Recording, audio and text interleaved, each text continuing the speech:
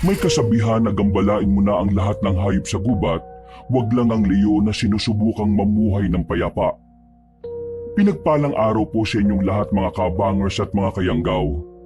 Ang kwentong ito ay karanasan ko bilang alalay ng isang pinakamagiting na manunugis ng kapis noong binata pa ako. Hindi ko makakalimutan ang karanasan na ito. Dahil dito ko napatunayan na kapag ang isang tao ay nagalit, talagang lahat ay kaya niyang gawin para sa pamilya. Dito ko rin mas naintindihan na mahalaga ang bawat oras. Na dapat habang kasama mo pa ang pamilya mo o ang mahal mo sa buhay, iparamdam mo na sa kanila ang pagmamahal mo ng wagas. Dahil hindi natin alam kung kailan sila babawiin sa atin ng Diyos. Kilalanin niyo na lang po ko bilang si Erwin. Kabanong, mga kabangers at mga kayanggaw, ito ang aking kwento.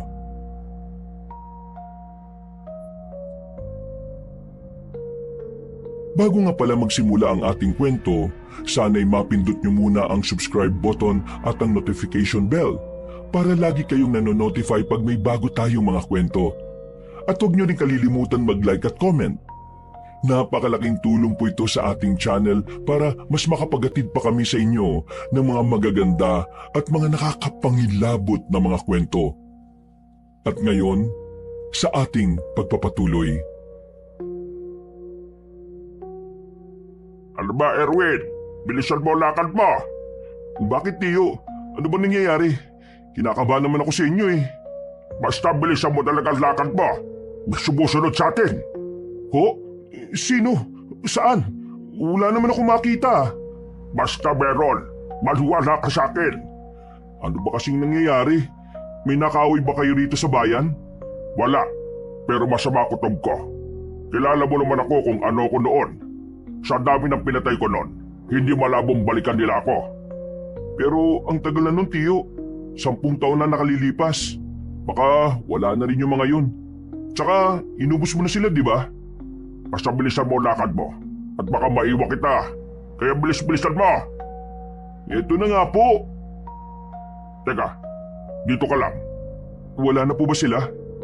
Dito ka nga lang muna. Ang kulit mo naman eh. Nanatili ako sa kinatatayuan ko, Kabanong. Dumampot ng 2x2 si Tiyo sa gilid. Habang nasa iskinita kami noon, hindi ko maiwasang hindi rin kabahan. Kilala ko si Tiyo. Alam kong kapag sinabi niya, totoo. Hindi niya ugaling manakot o gumawa lang ng kwento para mang trip. Mga ilang sandali lang, biglang may lumabas na 2 lalaki sa likuran niya. Pagharap ni Tiyo ay agad niyang hinampas ang 2 yon. Nakailag ang 2 lalaki at nang makita ni Tiyo ang mukha ng mga yon, napatigil siya at napamura na lang. Binitiwan niya ang hawak na 2x2.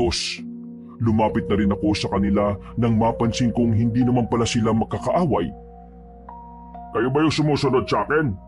Oo, kami nga. Kanina ka pa namin sinusundan eh. Ang bilis mong maglakad. Eh pambihira naman. Pinakaban niyo ako eh. Alam niyo bang nasa isip ko eh, patayin ko na kayo sa oras na makita ko kayo. Tapos kayo pala yan. Kung may kailangan kayo sabihin, pwede niyo naman akong lapitan na lang ng pasimple. Hindi yung susundan niyo ako para bang mga tauhan kayo ng masasamang grupo eh. Pasensya na. Nag-iingat din kami para sa kaligtasan mo. Kaya hindi kami basta-basta lumalapit sa iyo, Magteban. Tiyo, kilala mo sila? Oo. Itong 2 to estudyante ko dati sa Dimasalang. 10 taon lang itong 2 to nung umalis ako ron. Ngayon malalaking tao na. Buti nga't hindi mo kami nakalimutan eh. Nakilala mo pa rin kami. Abay hindi ko makakalimutan ang mukhang yan. Kayo ang pinakapasaway sa estudyante ko noon. Kaya tumatak sa akin yung mga mukha ninyo. Mang Teban, kumusta naman po yung buhay nyo ngayon? Heto. Nasa maayos naman akong kalagayan. Masaya naman kaming magpamilya. Yung 2 kong anak, pagtatapos na sa kolehiyo. Yung 2 naman tutungtong na sa high school, ngayong pasukan. Ay, siya nga pala. Ito si Erwin, pamangkin ko. Palagi kong kasama yan dahil sa bahay lang din naman namin siya nakatira. Magandang hapon sa inyong 2. Kinagagal ako kayo makilala. Badang ang pangalan ko. Ito naman si Wilberto. Estudyante kayo ni Tio sa pagiging manunugis, tama? Oo, ganun na nga. Alam nyo, kaarawan ng bunso ko ngayon eh. Tingnan nyo, meron kaming biniling cake at pansit. Nagpaluto rin kami ng iba pang handa sa bahay. May ginagawa ba kayo ngayon? Gusto nyo, sumama na kayo sa bahay, kain tayo. Nagkatinginan ng dalawang lalaki kabanong. Nawala sa mukha nila ang ngiti na kanina lang ay kitang-kita namin. Nagtaka naman si Tio. Bigla ring sumeryosong mukha niya dahil sa reaksyon ng dalawa. Oh, bakit? Anong problema? Meron ba? Ang totoo, kaya ka namin sinusundan. Kasi meron kaming mahalagang bagay na gustong sabihin sa iyo eh. Mang Teban, sana bumalik ka na sa samahan. Kailangan ka ng mga bagong henerasyon ng manunugis eh. At yan ang dahilan kung bakit niyo ako sinusundan. Ang pabalikin ako sa trabahong inalisan ko na 10 taon na nakakalipas. Alam kong hindi maganda na ito kagad ang bungad namin sa iyo. Pero ayaw naming magsayang ng oras eh. Bawat minutong lumilipas, nalalagay sa panganib ang samahan. Mas lumalaki ang tsansa na malagay sa peligro ang buhay ng maraming tao. Diretsuhin niyo na nga ako. Ano ba pinagsasasabi niyo? Nakatanggap kami kasi ng report mula sa konseho. May mga namataan na aswang sa South. At hindi lang sila basta mga aswang ha. Nakumpirma ng ibang grupo na ang mga aswang na yun kasama sa naging labanan sa bundok 10 taon ang nakakalipas. Ibig sabihin, hindi niyo naubos yung mga aswang na yun. May ilang nakatakas. At ang mga nakatakas na yun ay may balak na bumalik. Naghahanda na sila, Mang Teban. Aba, imposible yung sinasabi ninyo. Sinigurado namin no na talagang naubos na namin silang lahat eh. Pagkatapos ng labanan sa bundok, sinuyod pa namin yung buong gubat. Ang mga abandonadong baryo, pati na rin yung South, pinuntahan namin. Wala na kami nakita mga aswang eh. Kaya hindi ako maniniwala na meron silang namataan na aswang sa South. Ako mismo magpapatunay na natalo namin silang lahat. Kung sino man yung mga taga-konseho na nagsabi sa inyo, gusto lang nilang pabalikin ako. Wala nang iba pang dahilan. Lihitimo ang impormasyong nakuha namin. Kami mismo, nakumpirma namin nung nagpunta kami ng South. Pero kami nakita mga bakas ng aswang. Nakita nyo ng pisikal na may nabubuhay pang aswang? Hindi, pero may mga palatandaan kami at mga bakas sa kanila. Hanggat hindi kayo nakakapagbigay sa akin ng matibay na ebidensya na meron pang aswang, hindi ako maniniwala. Pasensya na ah. Pero sinayang nyo lang yung oras nyo. Hindi na ako babalik sa samahan. Kaya ako nga sila inubos nun eh. Kasi gusto ko na pagkatapos maituon ko na ang buhay ko sa pamilya ko. Ngayon, masaya na ako. Namumuhay kami ng tahimik. Nasusubaybayan ko lahat ng magagandang pangyayari sa buhay ng mga anak ko. Kaya hindi na ako babalik sa trabaho na iniwan ko matagal na. Pero Mang Teban, wala kaming pinuno. Wala kaming sinusundan. Wala kaming gabay. Ikaw lang yun kung sakaling babalik ka.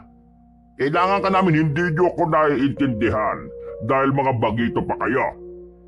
Kapag matagal na kayo sa ganyang trabaho at nagawa nyo na lahat ng dapat, darating kayo sa punto na gugustuhin nyo lang na mamahinga sa katahimikan kasama mga mahal ninyo sa buhay. Sa ngayon hindi nyo pa yan mararamdaman. Kasi masaya pa kayo sa ginagawa nyo eh. Hindi ka ba naging masaya sa ginagawa mo noon? Naging masaya ba ako noon? Abi oo naman. Pero ang makitang unti-unting nalalaga sa mga taong itinuring ko na ring pamilya, ang makitang isa-isa silang namamatay dahil sa mga aswang na yon, pinakamasakit sa akin yon. Kaya ngayon, ayoko nang bumalik. Payapa na ang probinsya, payapa na ang Capiz, wala nang mga aswang. Gawa-gawa lang ng konseho mga nakarating sa inyo. Yung mga palatandaan, yung mga bakas, matagal nang nandun yun. Pero yung mga gumawa ng bakas, wala na sila. Paano kung totoong may nabubuhay pang aswang? Paano kung bigla silang umatake? Hayaan mo na lang ba na may masaktan at mamatay? Tapos ikaw, masaya na sa buhay kapiling ng pamilya mo? Ay Brad, Hindi ko na gusto yung sinasabi mo Magdahan-dahan ka sa mga salita mo. Nagsasabi lang naman ako ng pwedeng mangyari. Pero pasimple mong sinisisi si Tito sa pagkakaroon niya ng tahimik na buhay Kung sakali mang mangyari ang sinasabi mo, wala na siyang kasalanan dyan. Kasalanan niyo na yan. Kasi kayo nang in charge dyan At hindi na si Tio na wala na sa serbisyo. Brad, hindi mo naintindihan Sa larangan namin, tungkulin muna bago ang iba. Wala na nga sa tungkulin si Tio. Ano bang hindi niyo maintindihan doon? Kaya nga kinakausap namin siya para bumalik siya kasi kailangan siya. Ayaw nga Mahirap bang intindihin kapag ayaw? Pag ayaw, ayaw na. Alam niyo, kahit 10 taon na kayo sa samahan, mga bago pa rin kayo sa paningin ko. Hindi niyo pa naranasan na talagang humarap at makipaglaban sa mga aswang. Kapag naranasan niyo na ang naranasan ko, baka doon niyo palang maintindihan tama lang pala na pangarapin kong mabuhay na lang ng tahimik. Kapag naranasan niyong mamatayan ng paulit-ulit, baka doon niyo palang malaman na mahalaga ang oras niyo sa pamilya niyo. Ulitin ko ayoko nang bumalik sa serbisyo. Ang buong buhay ko ilalaan ko na sa pamilya ko. Hanggang sa huling hininga ko. Gusto ko pamilya ko kasama ko. Kaya wag niyo na akong pinipilit. Wag niyo na akong konsensyahin dahil kahit na anong mangyari, kahit na anong isipin niyo, pipiliin ko pa rin ang pamilya ko. Sa oras na magbalik sila, hindi lang kami ang malalagay sa panganib. Ikaw rin, pati ang pamilya mo. Ikaw ang una nilang babalikan, Mang Teban. Kaya sana, handa ka sa araw na yun. Nagbabanta ba kayo sa tiyo ko? Hindi ako nagbabanta, Brad. Itong mga sinasabi namin, paalala at warning lang. Sana, makatulong itong mga sinabi namin para maging handa kayo sa maaaring maging epekto ng pagbabaliwala nyo sa mga aswang. Kung sakali magbago ang isip mo, Mang Teban, ito, tawagan mo lang kami sa numerong yan. At pasensya na rin kung may pangit akong nasabi. Ikaw pa rin ang idol namin, kaya mataas ang respeto namin sa'yo. Sige na, pabawi na kayo. Uuwi na rin kami dahil kaarawan ng bunso ko ngayon. Ayaw kong masira ang araw na ito dahil mahalaga ito sa anak ko. Maraming salamat po sa oras niyo, Mang Teban. Napailing na lang si Tio at naglakad na rin kami paalis. Ramdam ko ang inis ni Tio base sa pagkakaigpit ng yakap niya sa bilao. Nang makarating na kami sa sakayan, doon pa lang ako nagkaroon ng pagkakataon na kausapin si Tio. Tingin mo, Tio, gumagawa na kaya sila ng kwento para pabalikin ka? Hindi sila. Yung konseho ng mga manunugis. Mahilig silang gumawa ng problema kahit wala naman talagang problema. Ginagawa nila yun para pabalikin ako. Ilang beses na nilang ginawa yun Kala siguro nila maliniwala ako. Pero ngayon, iba na yung galaw nila. Ginamit na nila yung dalawa kong paboritong estudyante noon. Grabe pala mga yan no? Wala silang respeto sa buhay ng ibang tao. Basta lang masunod yung gusto nila. Hindi naman ako babalik kahit na anong gawin nila Masaya na ako sa buhay ko ngayon. Isa pa, nangako ko sa mga anak ko at sa asawa ko na kahit na anong mangyari, sasamahan ko sila. Huminga ng malalim si Tio. Ramdam ko ang stress niya nung mga oras na yon. Pero pinipilit na lang niyang burahin sa isipan niya ang mga bagay na nangyari. Makalipas ang ilang minuto, bigla kaming nasiraan. Mura ng mura ang driver ng tricycle. Inabot kami ng halos kalahating oras. Sumapit na rin ang gabi pero nasa gilid pa rin kami ng kalsada. Mabuti na lang, merong napadaang kakilala ng driver. Tinulungan ng maayos ang tricycle kaya nakaalis rin kami. Dakong alas 7 na nang makarating na kami sa baryo namin. Tahimik at payapa sa lugar na yon. Kakaunti pa lang din kasi ang nakatira doon. Tapos magkakalayo rin ang mga bahay. Nako, magugustuhan to ni Bunso. Nung nakarampa gusto na niyang tumikim ng cake Ang sabi ko, hintayin na lang niya yung birthday niya. Hindi makapaghintay yung loko Alam niyo ba na kinukulit din ako nun? Nabigyan ko siya ng pera para makabili daw siya ng cake. Sabi ko, wala naman akong pera eh. Kasi nag-aaral pa rin ako. Ang kulit eh. Yan talagang bunso ko oh. Kahit 15 anyos na akala mo baby pa rin eh. Hindi ko naman yun matanggihan kasi nung nasa serbisyo pa ako, hindi ko siya madalas makasama. At baby pa kasi siya noon. Ngayon na ako nakakabawi sa kanya eh. Swerte nga po ng mga pinsan ko sa inyo eh. Ang buti niyong ama. Swerte ako sa kanila.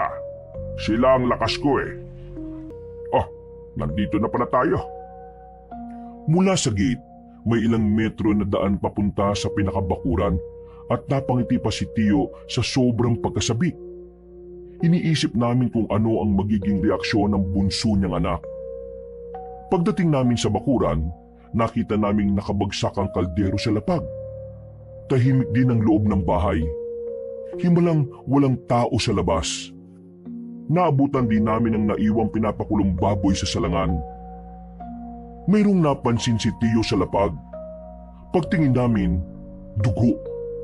Dugo yun ng tao. Nagmamadali kaming pumasok ng bahay. Sa sala pa lang, tumambad na sa amin ang hindi katanggap-tanggap na senaryo. Nagkakalat ang dugo sa lapag. May mga talsik din sa pader. Unang nakita namin, yung bunso niya. Hawak-hawak pa ng pinsan ko ang regalo na mula sa nanay nila. Kaunting lakad lang, nakita naman namin si Lola. Dinamay rin siya kahit na hindi na siya nakakabangon. Hinanap namin sila Tia. Nakita namin si Tia sa banyo, nakasubsob sa sulok at wala na ring buhay. Merong butas sa liig at maraming hiwa sa katawan. Yung tatlong anak pa ni Tio ay nakita naman namin sa iisang kwarto. Wasak ang pintuan doon. Yung dalawang nakahandusay sa lapag, naliligo sa sariling dugo. Yung panganay na babae, nasa kama. Marami ding hiwa sa katawan. Merong malalim na hiwa sa leeg. Hindi. Hindi. Hindi ito totoo. Palagisip lang to. Palagisip lang to. Pinilit kong kumbinsihin ang sarili ko na ang mga nakita namin ay panaginip lang. Pero sa tuwing ididilat ko ang mga mata ko, yun at yun pa rin ang nakikita namin. Ang dating masaya at masiglang bahay, tila naging impyerno. Naging imahe ng karahasan at kamatayan. Napaupo na lang si Tio sa gilid. Aligaga ang mga mata niya. Hindi mapakali ang kamay niya. Para siyang mababaliw. Para siyang masisira ng ulo dahil sa sabay-sabay na pagpatay sa pamilya niya. Nung mga oras na yun, Kabanong, kahit papaano ay nakakapag-isip pa ako ng maayos. Kaya agad kong tinawagan ng barangay. Dumating sila matapos ang ilang minuto. Kasunod naman noon ang mga pulis. Daling po kami sa bayan. Bumili lang kami ng cake at pansit. Pag-uwi namin kanina, eto na yung inabutan namin. Kaaway? Wala namang nakaaway.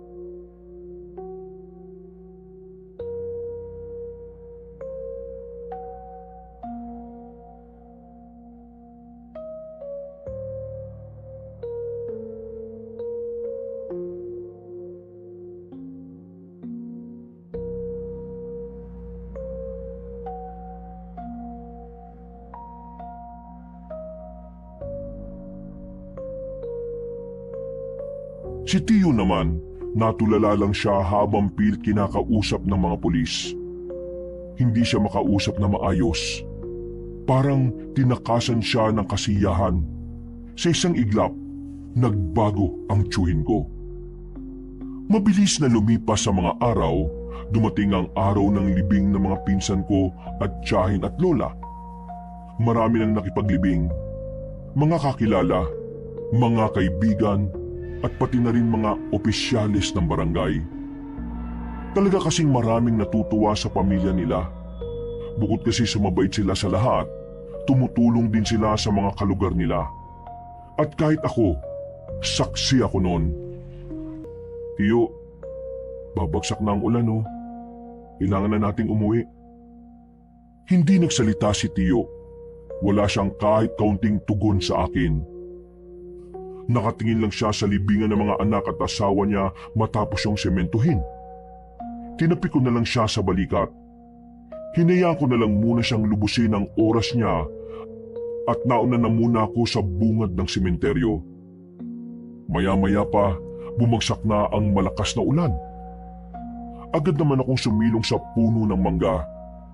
Habang ang tiyuhin ko, nanatiling nakatayo lang doon. Wala siyang pakialam kung nauulanan na siya. Parang hindi niya rin nararamdaman ang lamig ng panahon. Ilang beses ko na siyang binalikan, pero hindi siya sumasagot. Kahit paglingon sa akin ay hindi rin niya ginagawa. Awang-awa ko sa kanya noon, Kabanong. Pero hindi ko rin alam kung ano ang gagawin ko para gumaan ang pakiramdam niya. Makalipas ang isang linggo, nagagawa ko ng kausapin si Tio, pero hindi naggaya ng dati. Matipid na siyang magsalita at para bang palaging walang gana. Ang laki rin ng pinagbago ng bahay noon.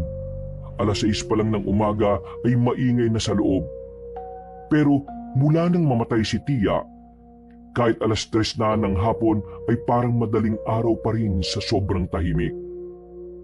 Kakatono ko lang yan nung nakaraang araw.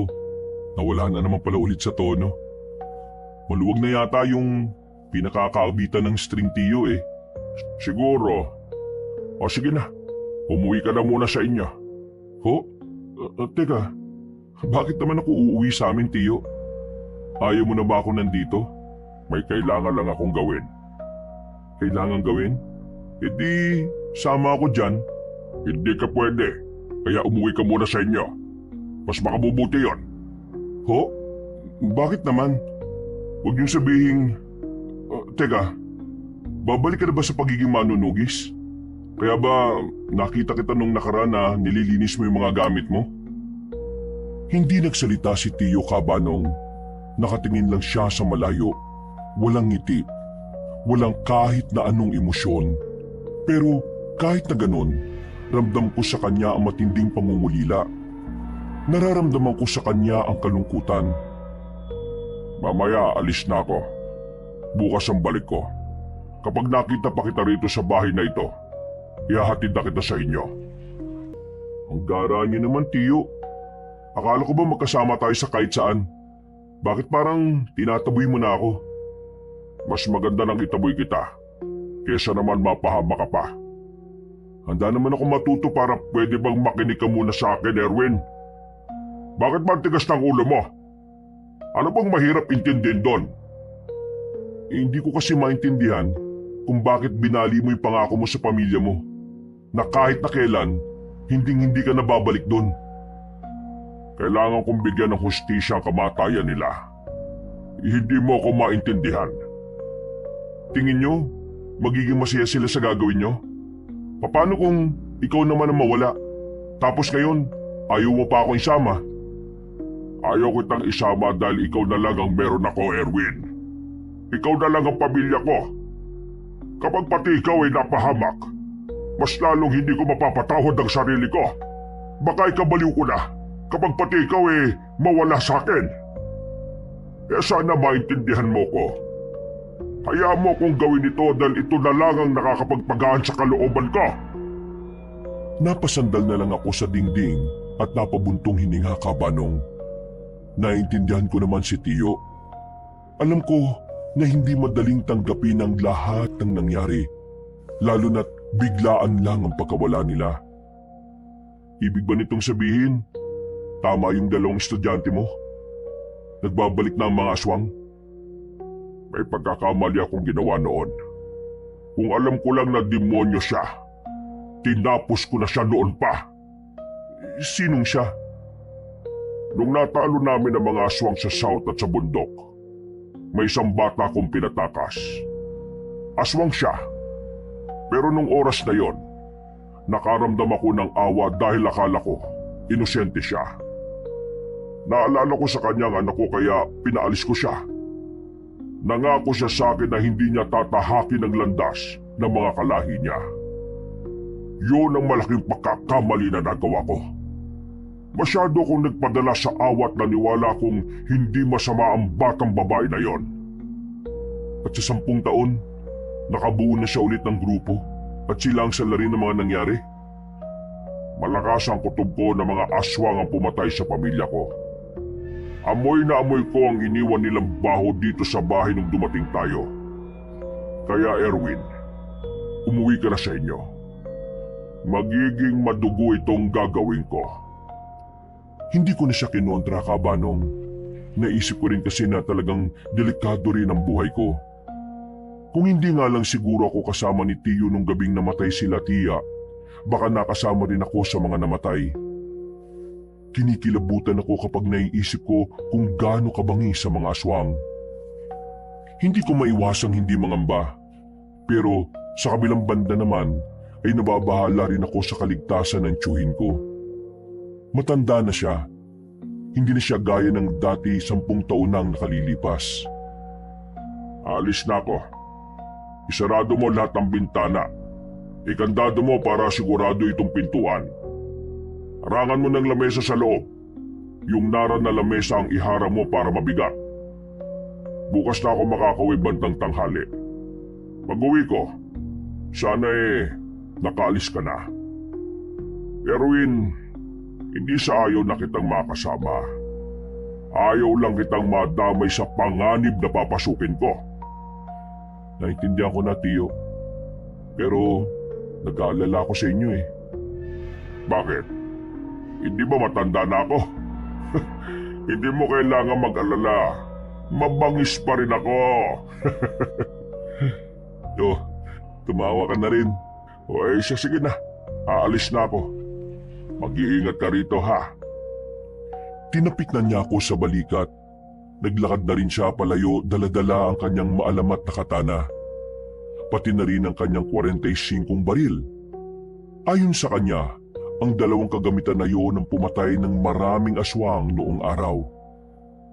Mag-isa ako sa bahay, pero wala namang nangyaring masama sa akin. Kinabukasan, naganda na rin ako sa pag-alis ko. Nag-iwan na lang ako ng sulat sa bahay dahil hindi na magpapang-abot ang oras namin. Nang nasa bayan na ako, medyo nahirapan akong sumakay. Marami kasing mga tao nung araw na yon, pero mas konti naman ang mga jeep na dumaraan. Naisipan ko na munang kumain sa kabilang kalsada. Pagpasok ko sa karinderya, nakita ko si Wilberto at Badang na kumakain. Napatingin din sila sa akin.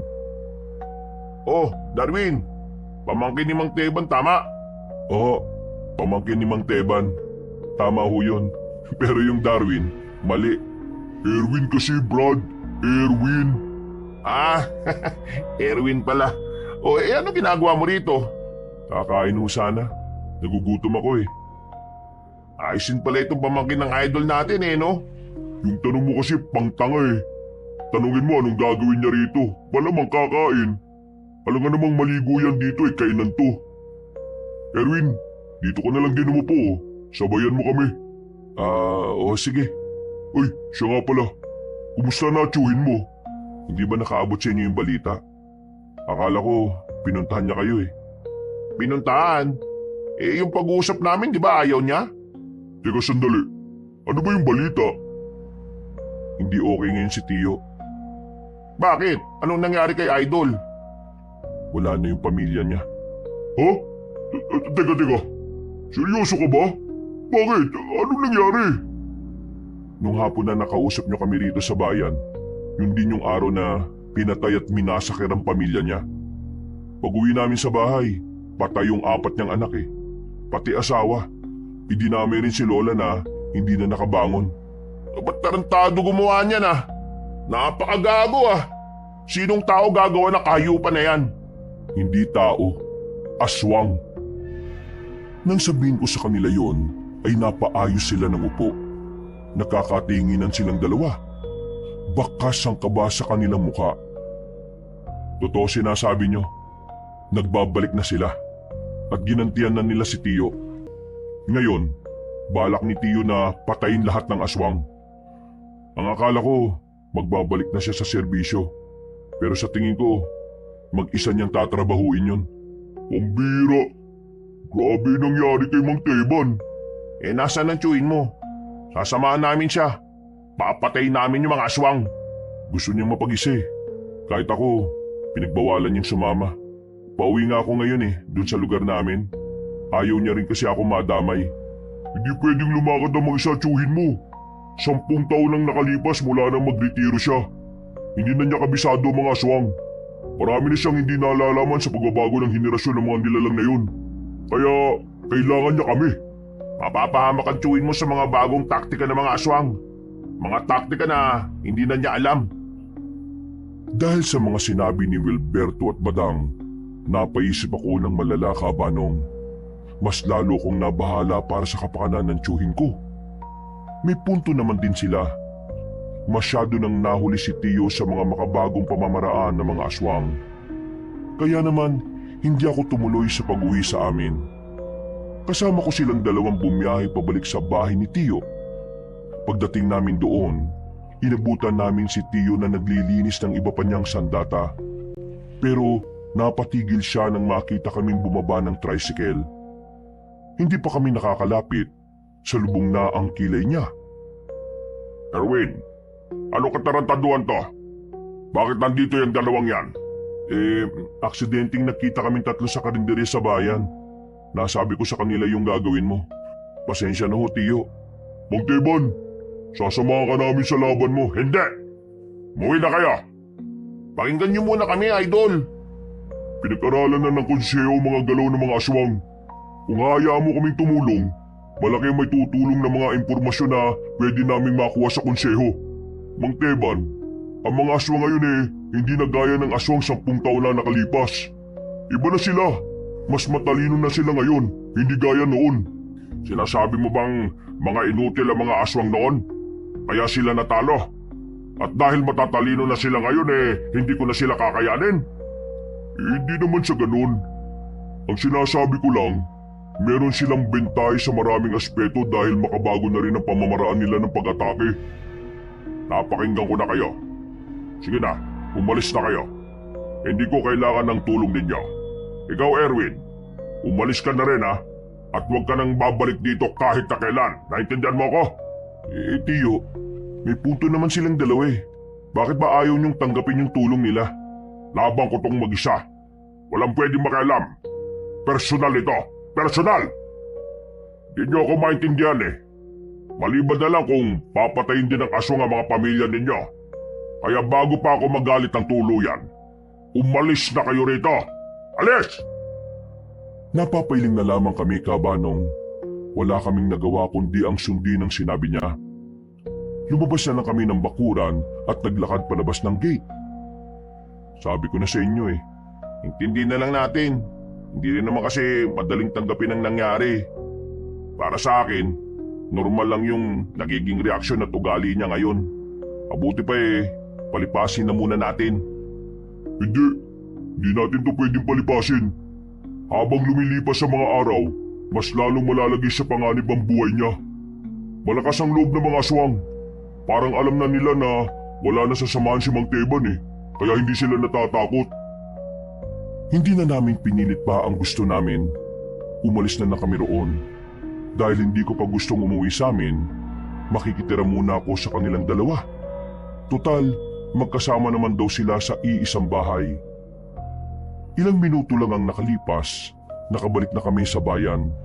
Maayos at maganda naman ang bahay na tinitirhan ng dalawa. Kaya palagay ko, magiging komportable naman ako ron.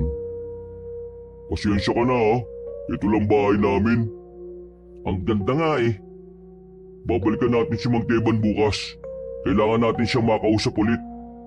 Hindi ba dapat palamigin muna natin yung ulo niya? Wala na tayong dapat sayangin na oras. Hindi natin alam ang binabalak ng mga aswang Tahimik ng gabing yon. Habang nakahiga ko at nakatingin sa kisame, hindi mawala-wala sa isipan ko si Tio Teban.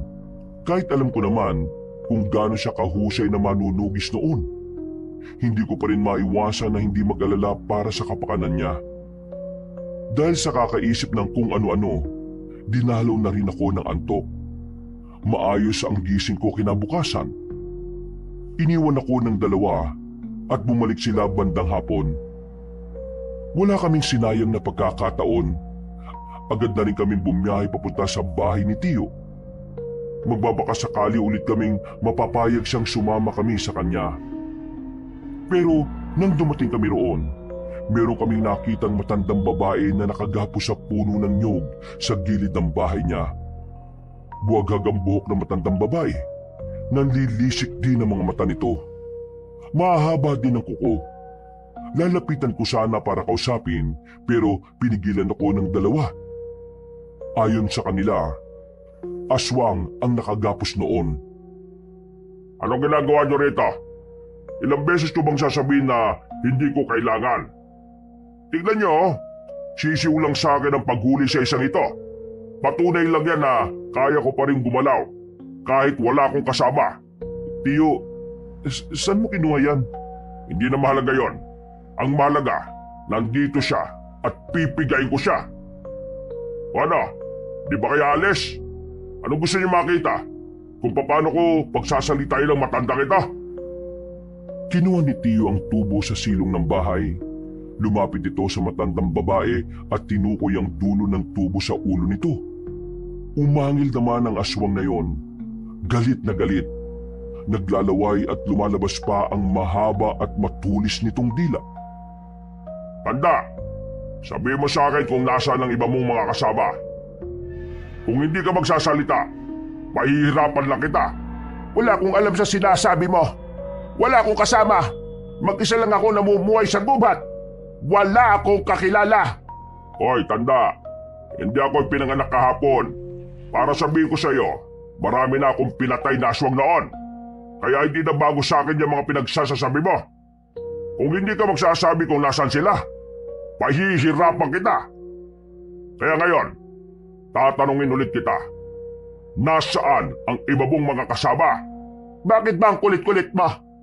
Wala nga akong kasama. Ano naman kung marami ka nang napatay na aswang? Anong mapapala mo sa akin wala nga akong alam. Wala kang alam ano yung mga nakita ko sa loob ng bahay mo? May mga larawan kayo. At nandun sa larawan na yon, ang mukha ng batang babae na pinatakas ko noon. Hindi mo ako maloloko. Magsasalita ka o ipatitikim ko sa iyo itong hawak ko. Bahala ka sa buhay mo. Wala akong sasabihin kasi wala akong alam. Ganun ba? Hindi nagdalawang isip si Tiyo. Inataw niya ng malakas sa matandang babae ng tubo sa mukha. Sa lakas ng pagkakapalo niya ay agad na dumugo ang bibig na matanda. Hindi pa nakontento si Tiyo. Nakailang ulit niya pang hinataw ang mukha nito pero hindi pa rin nagsasalita ang matandang aswang. Ngayon, sabihin mo sa akin, nasaan ang iba mong mga kasama? Wala akong kasama. Wala. Wala. Sige, tingnan natin. Subukan naman natin tong isang pamalo. Kinuha naman ni Tiyo ang maso. Pinalo niya ang tuhod ng aswang. Napaangil ng malakas sa matandang babae at pilit tumakawala sa pagkakagapos pero hindi ito nagtagumpay. Tiyo, mukhang wala ka namang mapapala dyan Bakit? Naawa ka ba sa aswang na ito? Kulang pa ito sa ginawa nila sa pamilya ko. Biglang pinalo ulit ni Tiyo ang aswang na yon sa kabilang tuhod. Pero tikom pa rin ang bibig ng aswang. Kita ko sa mukha ni Tiyo na parang nababanas na siya.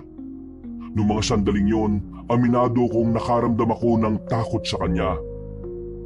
Kahit yung dalawang kasama ko, nakilala rin siya, ay hindi rin makapaniwala sa nakikita nila. Ang sabi kasi nila, hindi naman daw brutal si Tiyo noon. Pero hindi ko rin naman masisisi si Tiyo kung maging ganun ang trato niya sa aswang. Ang nilalang na yun ang dahilan kung bakit namatay ang pinakamamahal niyang pamilya. Mukhang hindi na kita mapapakinabangan, tanda. Kaya tingin ko dapat na kitang tapusin ngayon. Patayin mo na lang ako kasi wala kang mapapala sa akin. Kayong dalawa, di ba gusto niyong makatulong? Oo, ano may tutulong namin? Kalagan niyo itong aswang na ito.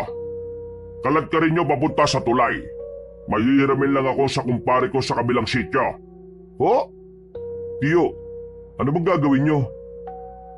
Hindi na nagsalita si Tio at agad na ring lumabas ng bakuran, Kabanong.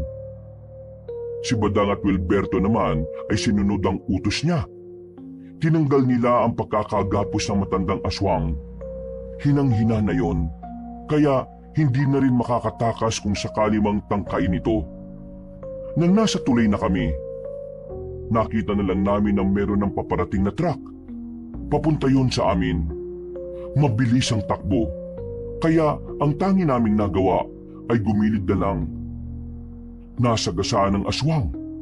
Tumilapon at nagkanda bali-bali ang katawan. Bumaba sa truck si Tio. Nilapitan niya ang aswang para siguraduhin patay na ito. Nang mapansin niyang buhay pa rin, itinarak na niya ang dala niyang katana. Nawindang ako sa ginawa ni Tio. Hindi agad ako nakapagsalita. Buong akala namin ay ibang tao ang nakabangga sa aswang.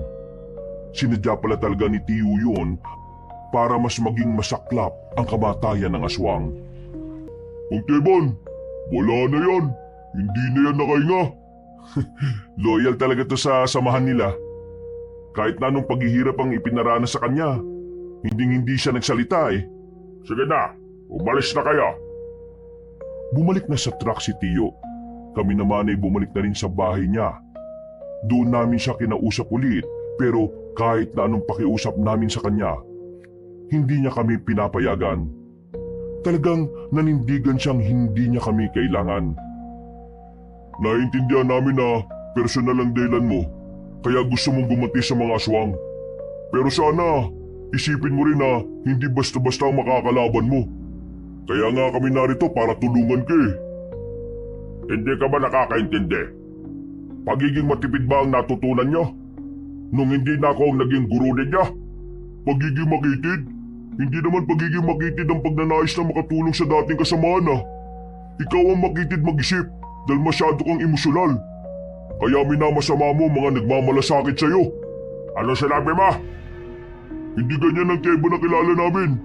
Hindi ka brutal na tao. Yung Teba na kilala nyo ay matagal nang natapos. Ibang Teba na ang kaharap nyo ngayon. At ang bagong Teban ngayon ay wala nang alam sa bagong henerasyon ng mga aswang. Kaya dapat matuto kang humingi ng tulong. Sino ka ba sa kala mo? Para diktahan ako. Bagito pa lang kayo. Tama na yan, Brad. Hayaan mo na siya kung ayaw niya. Hindi pwede. Mapapahamak siya kung wala tayong gagawin. Mapapahamak? Minamalit mo ba ako? Tio, kalma lang. Hindi naman ganyan na ugali mo eh. Ano bang nangyari sa'yo? Huwag niyo lang akong pakialaman para wala na tayong problema. Papatayin ko ang mga aswang na yon sa paraan na alam ko. Kaya ang gawin nyo, umalis na kayo dahil nakakaabala kayo sa mga gusto kong gawin. Wala kayong magagawa. Marami pa kayong kakainin bigas bago nyo ako mahigitan. Bakit? Ano bang tingin mo sa amin? Mga batang kulang sa kaalaman at karahasan. Kung yan ang tingin mo sa amin, sige, bahala ka sa buhay mo. Kapag napahama ka, sana wala kang sisisihin kundi sarili mo lang ha. Alberto, tara na. Huwag na natin pagsayangan ng oras ang matandang ito. Magaling at perpekto naman yata yung nung ininom niya yung reseta ng gamot na binigay sa kanya ng doktor niya. Alberto, tara na. Huwag na natin pagsayangan ng oras ang matandang to. Magaling at perpekto naman yata siya eh. Kaya na niya sarili niya. Tinakip na lang ako ni Wilberto sa balikat at naglakad na rin sila paalis. Naiwan ako sa harapan ng tiyuhin ko. Tumingin siya sa akin na masama. Kinabahan ako pero nagdesisyon akong samahan siya. Ano ba ginagawa niyo dyan? Sumunod na kayo rin sa dalawa. Hindi, dito lang ako. Isa ka rin eh. Hindi ka rin makaintindi. Umalis ka na nga para matahimik na ang buhay ka. Kahit naiwan kita rito, hindi naman magiging tahimik ang buhay mo eh. Alam mo kung bakit? Kasi puro potyang nandyan sa puso mo. Nagulat ako nang bigla kong hawakan ni Tio sa kwelyo. Tinulak niya ako padikit sa pader. Galit na galit ang tingin niya sa akin. Kinabahan ako noon dahil akala ko sasaktan niya ako. Pero binitiwan niya lang din ako. Umalis ka na. Gusto ko mapag-isa, Erwin. Hindi ako aalis, Tiyo. Alam kong gusto nila, Tiya, na bantayan kita. Kaya hindi kita iiwan dito. Hindi ko na alam ang gagawin ko. Ang tumatakbo lang sa isip ko, kailangan kong mapatay ang mga aswang para mapatawad ko ang sarili ko, Erwin. Kaya sige na, hayaan mo na ako. Hinayaan naman kita, Tiyo eh. Ang gusto ko lang naman, hayaan mo rin akong samahan ka. Hindi lang ikaw yung nawalan. Nawalan din ako ng pinsan, lola at tiyahin. Masakit din sa akin na nangyaring ito, Tiyo. Sobrang sakit din. Tuwing gabi, palagi kong naalala yung itsura nila nung datnan natin sila rito. Hindi lang naman ikaw ang nahihirapan eh. Ako rin. Hindi ko rin mapatawad ang sarili ko sa nangyaring yun. Nangako rin ako noon kay Tia na kahit na anong mangyari, puprotektahan ko ang mga pinsan ko. Pero wala na akong nagawa nung gabing yun. Kagaya mo, sinisisi ko rin ang sarili ko. Huminga ng malalim si Tiyo Kabanong. Umupo siya sa pintuan at napatingin sa malayo. Tinabihan ko rin siya at inakbayan. Tiyo, sasamahan kita. Sabay nating kukunin ang hustisya para sa kanila. Kaya sana naman, tulungan mo rin ako. Tulungan mo akong makatulong sa'yo. Maraming salamat. Maraming salamat talaga, Erwin. Naliwanagan na rin si Tiyo noong gabing yon. Pumayag na siyang samahan ko siya. Pero hindi siya pumayag na makialam ang konseho sa magiging misyon namin. Hindi niya rin gustong isama si Badang at Wilberto. Dahilan niya, ayaw niyang mapahamak ang dalawang yon. Hindi dahil alam niyang kulang pa sa karanasan, ngunit dahil ayaw niyang may mabawasan na naman sa mga taong mahalaga sa kanya. Kinabukasan, medyo magaan ang pakiramdam ko. Nakikita ko na rin nakangiti si Tiyo. Habang pinagmamasdan niya ang larawan nilang magpamilya. Ramdam ko ang namumuong pag-asa at saya sa kanya. Nilapitan ko siya at inakbayan. Pakiramdam ko noon, bumalik na ang dating Tiyo ko na talagang positibo sa buhay. Tiyo, si Badang at Wilberto, hindi ba talaga sila pwedeng sumama? Ramdam ko kasing sincero sila sa pagtulong sa atin eh. Hindi ko pa nababasa ang galaw ng mga aswang eh. Kaya delikado kung marami tayong gagalaw. Kapag marami, mas madali nila tayong mababantayan. Kung sakaling dumating ang oras na kailanganin na natin ng tulong, handa akong tanggapin sila. Kailan mo ako tuturuan ng mga nalalaman nyo? Ngayon, Agad-agad? wala tayong oras para magbuni-muni. Sa ginawa kong pagpaslang sa matandang aswang, siguradong galit na sila. Opisyal yon ng mga aswang. Opisyal? Sigurado ka, Tiyo? Oo. Hinalungkat ko yung mga gamit niya bago ko sunugin ang bahay niya. Doon ko nalaman na talagang konektado siya sa mga aswang na pumaslang sa pamilya ko. Ang kaso nga lang, hindi talaga siya nagsalita. Mukha talagang handa siyang mamatay para lang sa samahan nila. Kung ganun, mangangapa pala talaga tayo.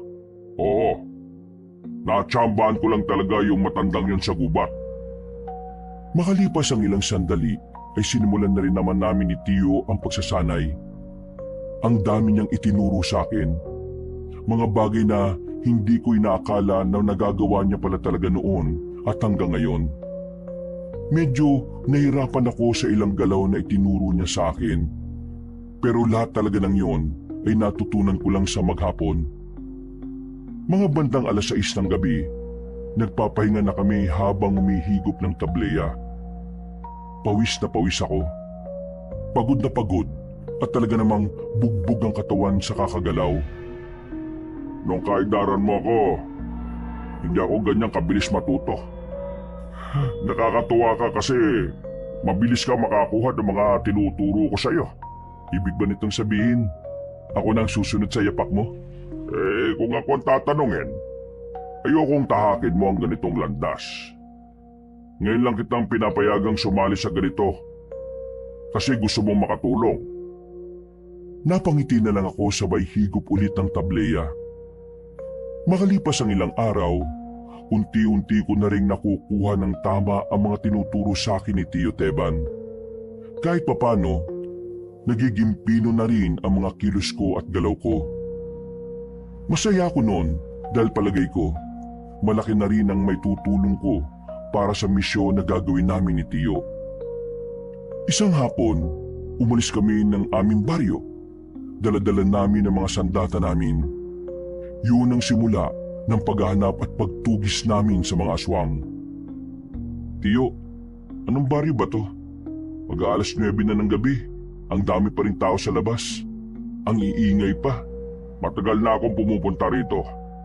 Nung binata pa lang ako, ganito na talaga. Ayon sa paniniwala ng mga tao rito mas maingay sila sa gabi para maitaboy daw ang mga masasamang elemento. Bakit nandito tayo? May aswang ba rito? Noon, ang mga aswang ayaw ng maraming tao. Ayaw sa maingay. Pero ngayon, malakas ang kutob ko na iba na ang ginagawa nila. Humahalo na sila sa tao para hindi sila maging kahina-hinala. Ang tingin ko, ito ang perpektong lugar para magpanggap sila. Pumasok na kami ni Tio sa baryo. May mga sumalubong sa amin para painumin ng alak. Pero tinanggihan lang namin para makaiwas sa tinatawag na yanggaw. Pumunta na muna kami sa isang bakuran kung saan merong nagbibinggo roon. Umupo kami sa gilid at inilabas ang sarili naming pagkain. Pinagmamasdan lang namin ang mga tao. Nagmamasid kami sa paligid. Maging alerto ka ha. Baka isa sa mga taong nakikita natin ngayon mga aswang na. Wala ba tayo nung langis na sinasabi mo dati na nakakatukoy ng aswang? Ginamit ko yon nung bago ko mahuli yung matandang aswang. Pero hindi na yun tumatalab ngayon sa kanila. Ibig sabihin, yung mga aswang ngayon, hindi na sila nararamdaman ng langis. Kaya mano-mano natin silang uobserbahan ngayon. Habang kumakain kami ni Tio, napansin ko ang isang lalaki na nakatingin sa akin. Itinuro ko sa kanya yon. Tumigil kami sa pagkain. Nang mapansin din ng lalaki na nakatingin ako sa kanya, bigla na lang siyang naglakad paalis. Nagmamadali naming sinundan ng lalaking yon. Inihanda na rin namin ang aming sarili. Nang lumiko na kami sa isang kanto, tuluyan na namin siyang naabutan. Dinakma agad ni Tio ang lalaki sa balikat. Hinila ng malakas at agad na tinutukan ni Tio ng patalim sa liig. Sabi mo sa amin kung nasaan ang mga kasama mo. Dahil kung hindi, ibabaong ko itong hawak kong katana sa leeg mo. At hindi pa ako makukontento. Susunugin kita habang naghihingalo ka. Ano ba yan? Diyos ko, winawaral niyo, Kesh. Ano bang nagawa kong wrongfully sa inyo? Sinetch ba kayo, mga person kayo? Teka, bakit ganyan ka magsalita? Obvious pa ba, gets? Isa akong baklush, Becky, bading. Huwag kang papalin lang sa isang ito. May mga aswang na bading din. Kaya ikaw bakla ka. Kung ayaw mong mamatay ng maaga, sabihin mo sa akin kung nasaan ang ibang aswang. Ay, wow siya oh. Galit yan siya. Me? Monster? Never! I'm not aswang, no? I'm simply human being na may dream maging girly. Hindi ako aswang. Tsura nitong thunders na ito. Kung hindi ka aswang, bakit ka tingin ng tingin sa amin? Correction, hindi sa inyo. It's only you, boylet. Bet na betsong ka kasi ng beauty Kesh.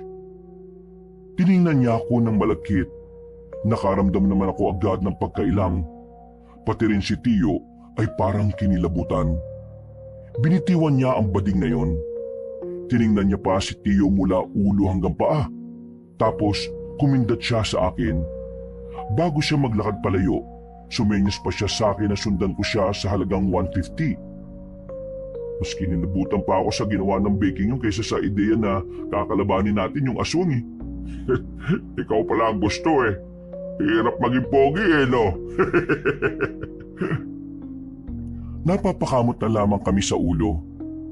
Habang naglalakad kami pabalik, dito na namin nakita ang totoong aswang. Parang inabangan na niya kami noon, kabanong. Nakatingin siya sa amin at nagawa pa kaming ngisihan. Nang lalapitan na sana namin siya, ay bigla siyang tumakbo ng mabilis. Hinabol namin siya ni Tio at wala na kaming pakialam kung makabanggaan namin ang iba naming makakasalubong na tao. Sa kakasunod namin, nakarating na kami sa isang abandonadong gusali. Madilim na roon at tanging ang kakaunting liwanag lang mula sa buwan ang nagsisilbing ilaw. Hindi na muna kami umabante. Sinuyod muna namin ang tingin ng buong paligid. Tiningnan ng likuran ng mga nakatambak na lumang gulong. Erwin, yanda mo sarili mo. May nararamdaman ako rito. Isa lang yun. Kayang-kaya natin yung Tio. Hindi sila nag-iisa. Marami sila. Nang sabihin ni Tio ang bagay na yon, ay agad na dumaloy ang kaba sa aking kalooban. Parang biglang naglaho ang inipon kong tapang. Malakas ang loob mong hanapin kami. Ha! Hinahanga mo ako. Teka, Teban ba pangalan mo? Tama ba ko? Huwag kang umasta na parang ikaw ang pinuno ng mga salot na yan. Hindi mo ako maangasan. Ang mabuti pa, umalis ka na sa bubungan na yan. Bumaba ka rito at kalabanin mo ko kung talagang malakas ka. Heh, yung sinasabi mo kasi ay lumang tugtugin na yan. Hindi na tanga mga aswang para magsayang ng oras sa sitwasyon na hindi kasama sa mga plano. Bakit ka magalit na galit? Kasi nalagas nga pala ang pamilya mo. Naalala ko na kung papaanong magmakawa ang nanay mong hindi na makabangon. Pati na rin yung asawa mong iyak ng iyak. Lumuot pa nga sila nun eh. Ang kaso, hindi naawa yung pinuno namin. Kaya yun, pasensya na ha. Kasama ka pala sa mga pumaslang sa pamilya ko. Wes, hindi mo na ako pahihirapan sa paghahanap sa'yo. Papatayin na kita ngayon. Ang kaso nga lang, wala akong panahon para lumaban sa'yo. Sapat na sa akin na malaman na kumikilos ka na para gumante. Ipaparating ko ito sa aming mahal na pinuno. Huwag kang duwag. Lumaba ka sa akin. Magaling lang kayo sa mga taong walang kalaban-laban sa inyo eh. Walang kalaban-laban? Hindi totoo yan. Sa katunayan, yung 4 mong anak eh makukulit. Sinubukan nilang kaming labanan. Ang problema, wala naman silang alam sa pagpatay sa mga kagaya namin eh. Kaya nangyari, sila namatay. Bakit? Masakit ba? Masakit bang mawala ng pamilya habang sinusubukan mong mamuhay ng masaya? Sobrang sakit ba? Kulang pa yan sa ginawa mong paglagas sa angka ng mga aswang. Pasalamat ka ba nga nakasama mo pa sila ng ilang taon eh, bago sila pinatay? Tio, huwag kang makikinig sa kanya. Sinisira lang niya yung kaisipan mo para mawala ka sa focus. Totoo naman ang sinasabi ko ah. Masakit talaga mawala ng mahal sa buhay. Kaya naiintindihan ko kung bakit ka nagagalit, Evan. Pero inalulungkot kong sabihin sa iyo, hindi ngayon ang tamang pagkakataon para makaganti ka sa akin. Pero bilang pagpalubag loob, iiwan ko ang mga bata ko para kalabanin ka. Sila na lang ang pagbuntungan mo sa ngayon. Ayos na rin yan. Hindi na masama. Aswang din naman ang mga yan eh. Huwag kang umatras, huwag. Bye-bye. Magkikita pa naman tayo ulit eh. Hanggang sa susunod. Umalis na ang matandang lalaki, Kabanong. Saka naman kami pinalibutan ng mga aswang. Kitang-kita ko sa mukha ni Tio ang labis na galit. Tumataas na naman ang emosyon niya. Mga ilang sandali pa, sabay-sabay nang lumapit ang mga aswang. Hindi nagpatinag si Tio. Nilapitan niya rin ang mga yon. Namangha ako sa kung paano niya hinarap ang halos 6 na aswang, habang ako naman ay isa lang ang kaharap ko. Wisit kang aswang ka? Ganyan pala mukha mo? Agad kong hinagupit ng itak ang aswang na yon, pero nakailag siya at sumampa sa mga nakatambak na gulong. Kumuha naman ako ng bote sa gilid at binato ko sa pagbumuka niya. Nang tamaan siya, ay mas lalo siyang nanggigil sa akin. Nagmamadali niya akong inatake. Makailang ulit niya akong tinangkang kalmutin, pero buti na lang ay alam ko kung paano iiwasan ang mga atake niya. Nang makakuha ko ng tamang pagkakataon, mabilis ko siyang tinaga. tinamaan na siya sa hita.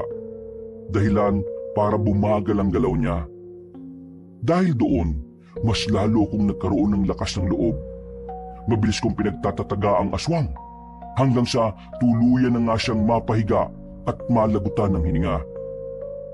"Tiyo, ayos ka lang?" Hindi niya ako sinagot. Napatingin na lang ako sa mga aswang na nakahandusay sa harapan ko. Nandilisik ang mga mata ni Tiyo at kahit meron siyang mga tama, parang hindi niya yun nararamdaman. Pinatay niya ang 6 na aswang na walang kahirap-hirap. Hindi lang niya basta pinaslang. Nilasog-lasog niya pa ang katawan ng mga yon. Papatayin ko silang lahat. Pinapangako ko, uubusin ko silang lahat. Ipapasilip ko sa kanilang impyerno.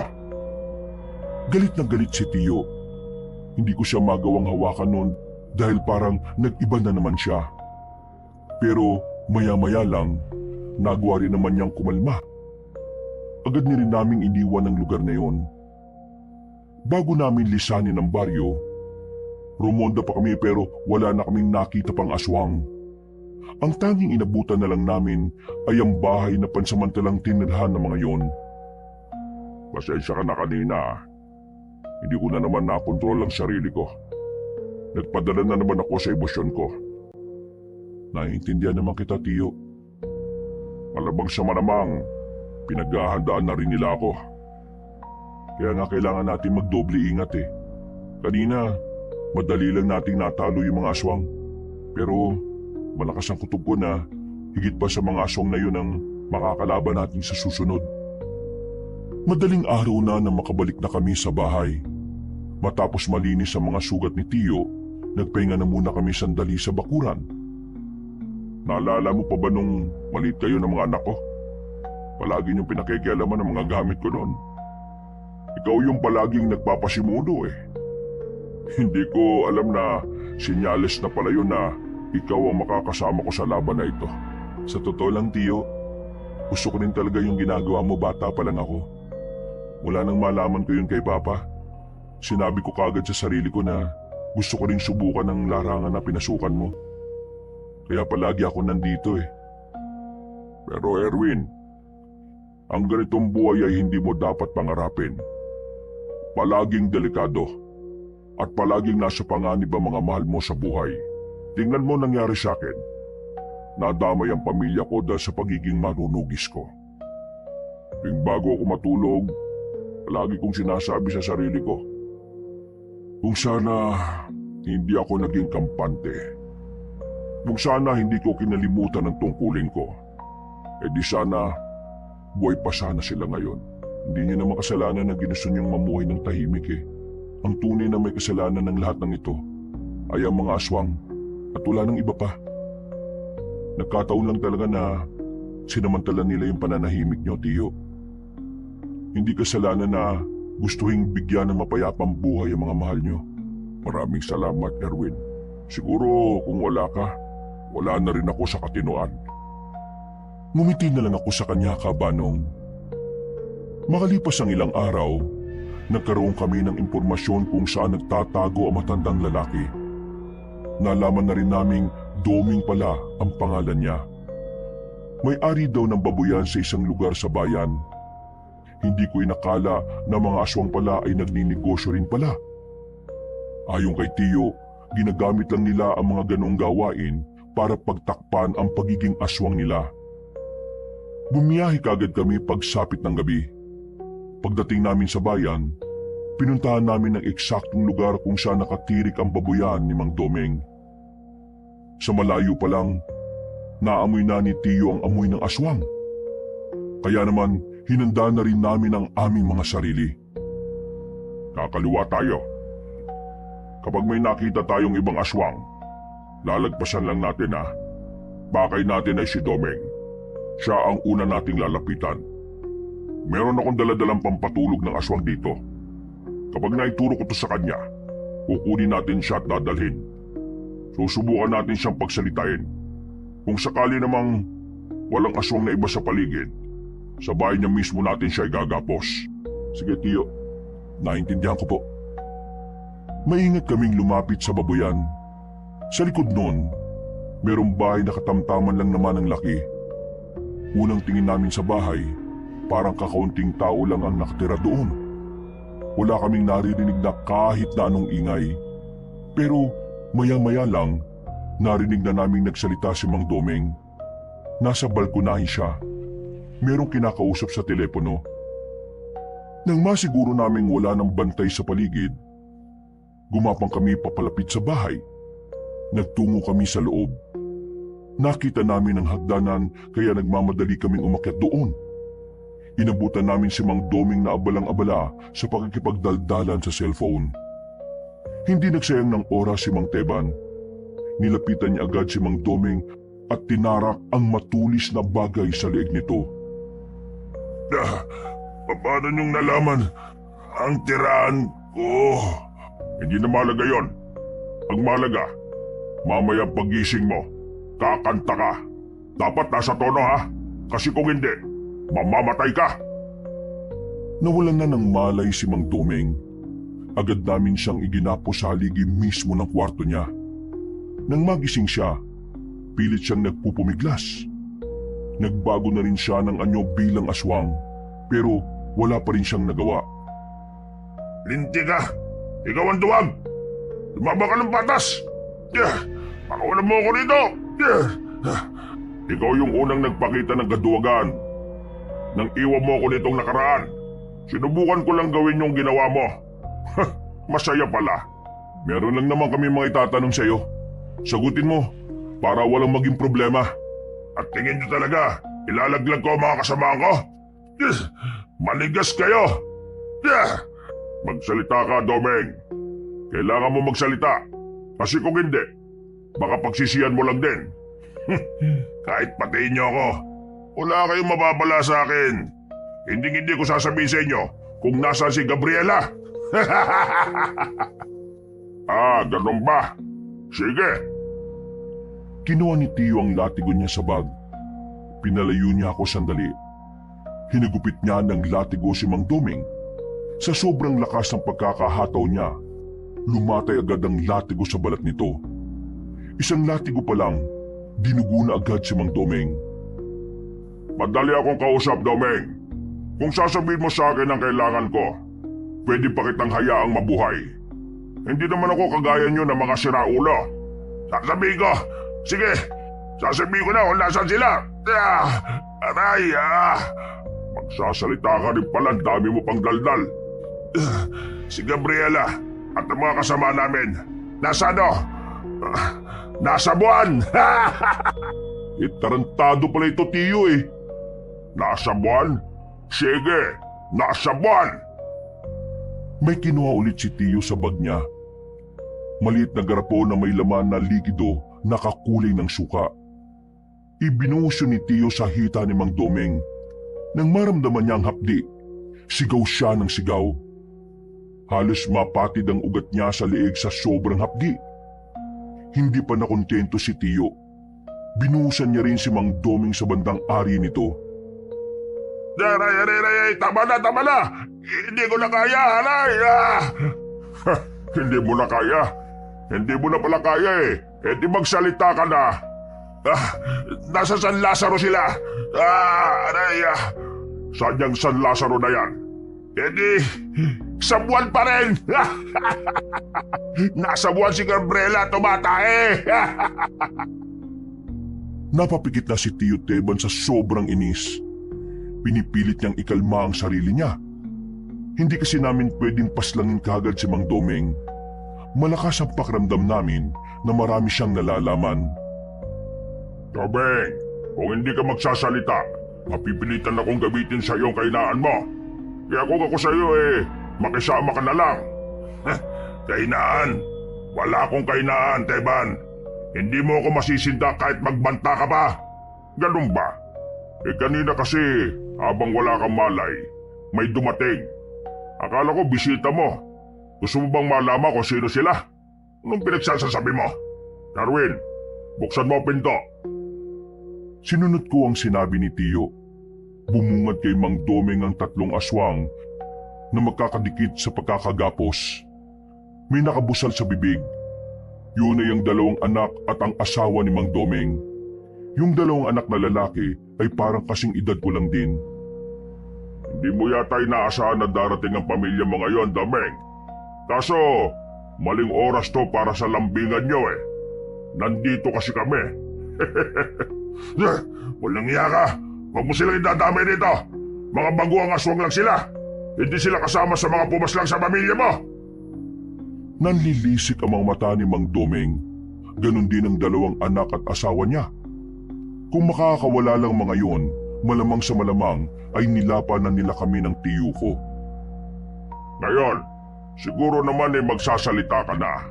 Mahal mo naman siguro ang pamilya mo, no? Pambira naman kasi buhay to eh, oh. Bakit ba kasi kayo pumunta rito nang hindi ko alam, ha? Tinatanong kita, Domeng. Magsasalita ka na ba o hindi? Kung ituturo mo sa amin ang kinaroroonan ng pinuno nyo, pwede ba silang mabuhay? Magsalita ka na bago pa maubos ang pasensya ko, Domeng. Nasaan ang inyong mga kasama? Nasaan ang pinuno niya? Wala akong alam. Umalis sila sa unang pinagtataguan namin nang malaman nilang kumikilos ka na. Pero ngayon, hindi ko na alam kung nasaan yung bago naming kuta. Akala mo siguro bata ko na pwedeng maniwala sa mga palusot mong bulok. Sige, ayaw mo magsalita ah. Madali akong kausap. Agad na nilapitan ni Tiyo ang anak at asawa ni Mang Domeng. Walang pag-aalinlangan na pinaghahataw niya ng latigo mga yon. Tumigil lang si Tiyo nang sabihin ni Mang Domeng na sasabihin na niya kung ano ang kailangan namin. Bilisan mo, Domeng. Umiikli na pasensya ko eh oh.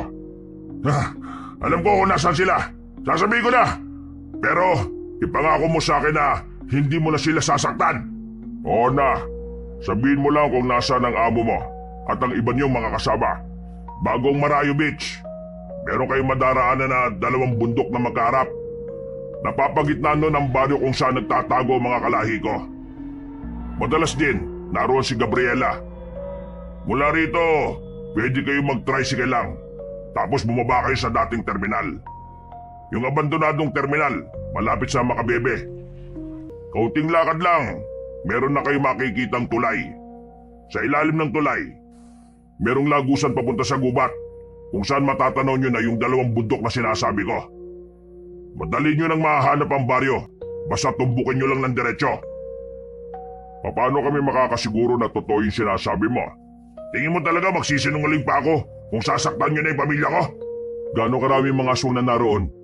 Halos lahat naroon. Pero nababawasan naman yun eh, dahil yung iba umaalis para maghakot ng mga bagong miyembro. Kung ako sa inyo, hapon kayo pumunta, bandang 3:00. Pero huwag kayong papaabot ng gabi. Sa gabi bumabalik ng iba namin mga kasamahan. Kung sa hapon, kakaunti lang ang mga aswang sa baryo namin. Meron kayong makikitang malaking ribulto sa bungad ng baryo. Huwag kayong dadaan sa diretsyo. Kakaliwa kayo para hindi nila kayo mapansin. Basta sa kaliwang daan, maraming maisan doon. Doon kayo dadaan. At pwede niyong gapangin para siguradong hindi sila makakahalata. Ano ang binabalak ng mga aswang bukod sa pagganti nila sa akin? Akala ko may tuturo wala kung nasan sila. Ginawa ko na. Kagaya nga na sinabi ko kanina, marami kaming itatanong sa iyo. Kaya sumagot ka na. Balak nilang pabagsakin ang konseho ng mga manunugis. Kapag nangyari yon, isusunod nila ang mga lokal. Tapos sa panghuli, ang munisipyo rito sa bayan. Sasakupin niyo itong buong probinsya? Sasakupin? Anong mapapala namin sa lugar na ito? Hindi naman talaga rito nagsimula ang lahi namin. E anong motibo niyo sa mga binabalak niyo? Hindi itong kapis ang lupang sinilangan namin, kundi ang Gimaras. Kailangan lang namin burahin ang kapis sa mapa at tuluyang gawin itong lugar ng mga patay para magsilbing mensahe ito sa iba pang samahan ng mga manunugis. Para katakutan kaming lahat. Papatayin namin ang lahat ng tao rito. At magagawa lang namin yon kung mauna ka mamatay, Teban. Ikaw ang pinakabanta sa aming lahi. Ano pa mga nalalaman mo? Wala na. Yun lang ang mga nalalaman ko. Hindi rin naman kasi ako ang madalas kasama ni Gabriela kung hindi si Gina. Sinong Gina? Eh sino pa? Eh di yung una niyong pinatay. Siya ang kanang kamay ni Gabriela. Hindi siya nagsalita, no? Di ba? Oo. Kaya nga ikaw ang nasa panganib ngayon eh. Sinabi ko ng lahat ng nalalaman ko. Kaya pakawalan niyo na ako.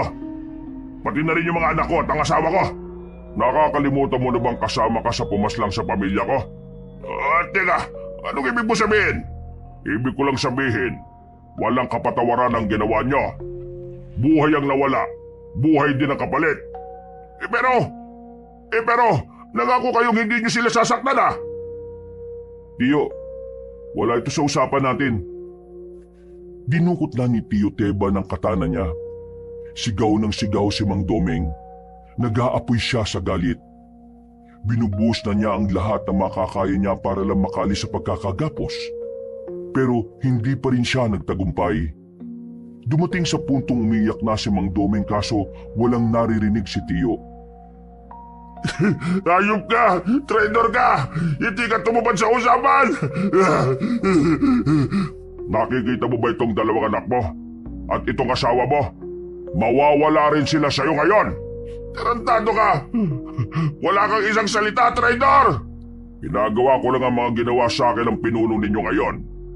Pinatakas ko siya noon at nangako siyang mamumuhay ng payapa. Pero ngayon, bumuo siya ng panibagong henerasyon ng mga aswang para patayin ang pamilya ko at para manggulo. Wala akong pakialam. Ang usapan natin, hindi mo nasasaktan ng pamilya ko kapag sinabi ko sa inyo kailangan ninyo. Mga bagong aswang lang ang mga yan. Walang kinalaman yan sa kahit na anong paliwanag mo. Wala na akong pakikinggan. Gantihan lang ang laban dito. Kinuha niyo ang buhay ng pamilya ko, Domeng. Kukunin ko rin ang buhay ng mga mahal niyo sa buhay. Nilapitan na ni Tiyo ang tatlong bihag. Noong mga sandaling yon, nawala na ang tapang ng tatlong aswang na nakagapos. Parang nagmamakaawa na sila kay Tiyo. Pero sa nakikita ko nun kay Tiyo, desidido na siyang parusahan ng mga yon. Tingnan natin kung ano ang pakiramdam ng mawala ng pamilya. Para kasing hindi mo pa alam eh. Si Raulo! Tarantado! Huwag mo silang idadamay! Wala silang kinalaman sa ginawa ko! Yung pamilya ko, may kinalaman ba sila sa ginawa ko? Di ba wala naman? Pero bakit ko sila ginamay? Namumuhay sila ng payapa pero anong ginawa ninyo? Pinatay ninyo! Pati si nanay na hindi na makalakad, pinatay nyo rin! Ngayon, sabihin mo sa akin, mali ba ako kung pati mga mahal mo sa buhay na walang kinalaman ay idadamay ko? Nakikiusap ako sa iyo. Huwag mo silang idamay. Nagmamakaawa ko. Ako na lang ang patayin mo. Huwag lang sila. Hindi magiging patas kung hindi mo mararamdaman ang unti-unti nilang pagkawala. Kaya pasensya ka na, Domeng. Mas gusto kong makita mo kung papaano mawala ang mga to sa buhay mo. Noong mga sandaling yung kabanong, hindi ko na alam ang gagawin ko kay Tiyo. Wala na siyang pinakikinggan. Desidido na siya sa gagawin niya. Wala siyang pakialam kung inosente ang mga papatayin niya. Si Mang Domeng naman, iyak lang ng iyak. Nagmamakaawa, pero wala siyang mapapala. Masyado nang matigas ang puso niya. At kahit na anong gawing pagtangis ni Mang Domeng, hindi nalalambot ang puso ng tiyuhin ko. Wag! Panagawa mo na! Damhin mo kung gaano kasakit mawalan ng pamilya, Domeng! Pakiusap! Wag! Biglang hinagupit ni Tiyo ng katana ang isa sa mga anak ni Mang Domeng. Sumirit agad ang dugo nito at saka lumaylay ang ulo. Nanlalaki ang mga mata ni Mang Domeng na makitang patay agad ang isa niyang anak. Hindi pa nakontento si Tiyo. Isinunod niya ang isa pang anak na matandang aswang. Pinagtatataga niya hanggang sa tuluyan nitong malagutan ng hininga. Nilapitan naman ni Tiyo ang asawa ni Mang Domeng. Hindi rin niya yung pinalagpas. Agad niyang hinataw ang matandang babae sa liig. Wala pang ilang minuto ay nalugutan na rin ito ng hininga. Napakasama mo! Napakademonyo mo! Mas demonyo ka ba sa akin, Teman? Ayop ka! Ako? Demonyo? Naiiba ka na yata. Ikaw ang unang sumama sa malademonyong gawain ng amo mo. Ibabalik ko lang sa iyo ang pakiramdam. O ngayon, naintindihan mo na ba ang nararamdaman ko? Galit ka na rin ba ngayon sa mundo gaya ng galit na meron ako? Kinamumuhian mo na rin ba ang sarili mo dahil wala kang nagawa? Papatayin kita kapag nakawala ako dito! Papatayin kita! Ang kaso, hindi ka na makakawala dahil ngayon din, isasama na kita sa kanila! Biglang hinugot ulit ni Tio ang kanyang mahabang katana. Mabilis niyang hinagupit si Mang Doming sa leeg. Hindi tumagal ng ilang minuto, nalagutan na rin ng hininga ang matandang aswang.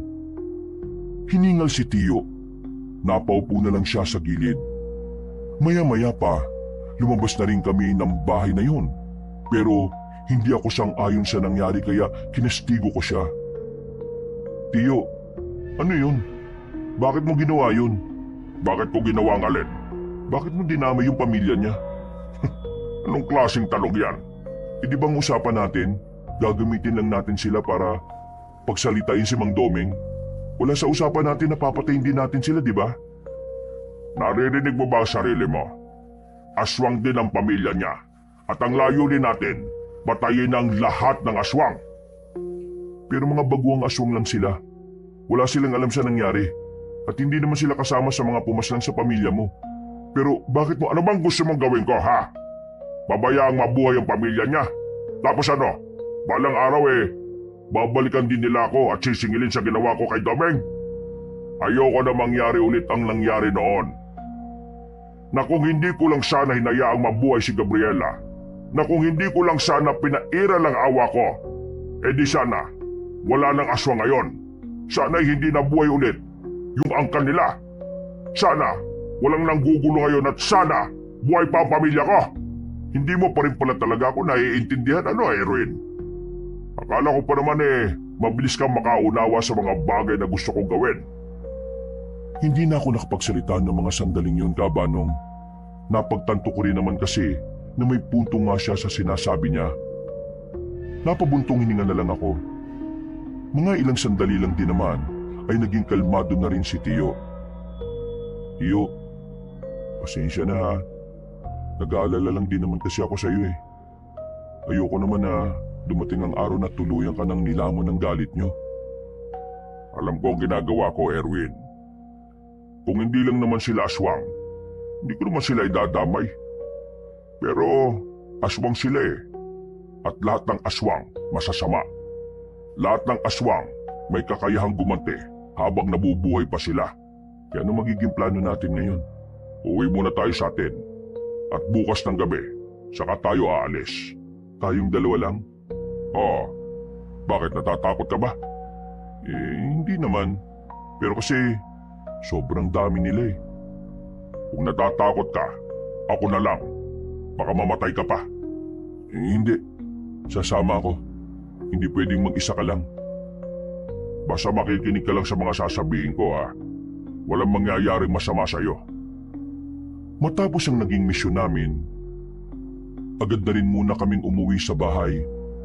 Habang naghuhugas ako ng kamay ko dahil sa mga dugong natuyo roon, muli kong naalala ang itsura ni Mang Doming bago ito tuluyang mamatay. Sa hindi malamang dahilan, nakaramdam ako ng kilabot.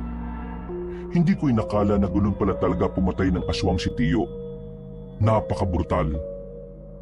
Malupit at talagang walang patawad. Naiintindihan ko naman ang nararamdaman niya. Pero dinarasal ko lang noon na sana huwag dumating ang araw na hindi na niya makilala ang kanyang sarili. Kinabukasan, Oh, mabuti naman at gising ka na. nakatulog po ba kayo, Tio? Oo, pero 2 oras lang. Pwede ka na munang matulog. Ako na munang bahala rito sa bahay. Hindi na.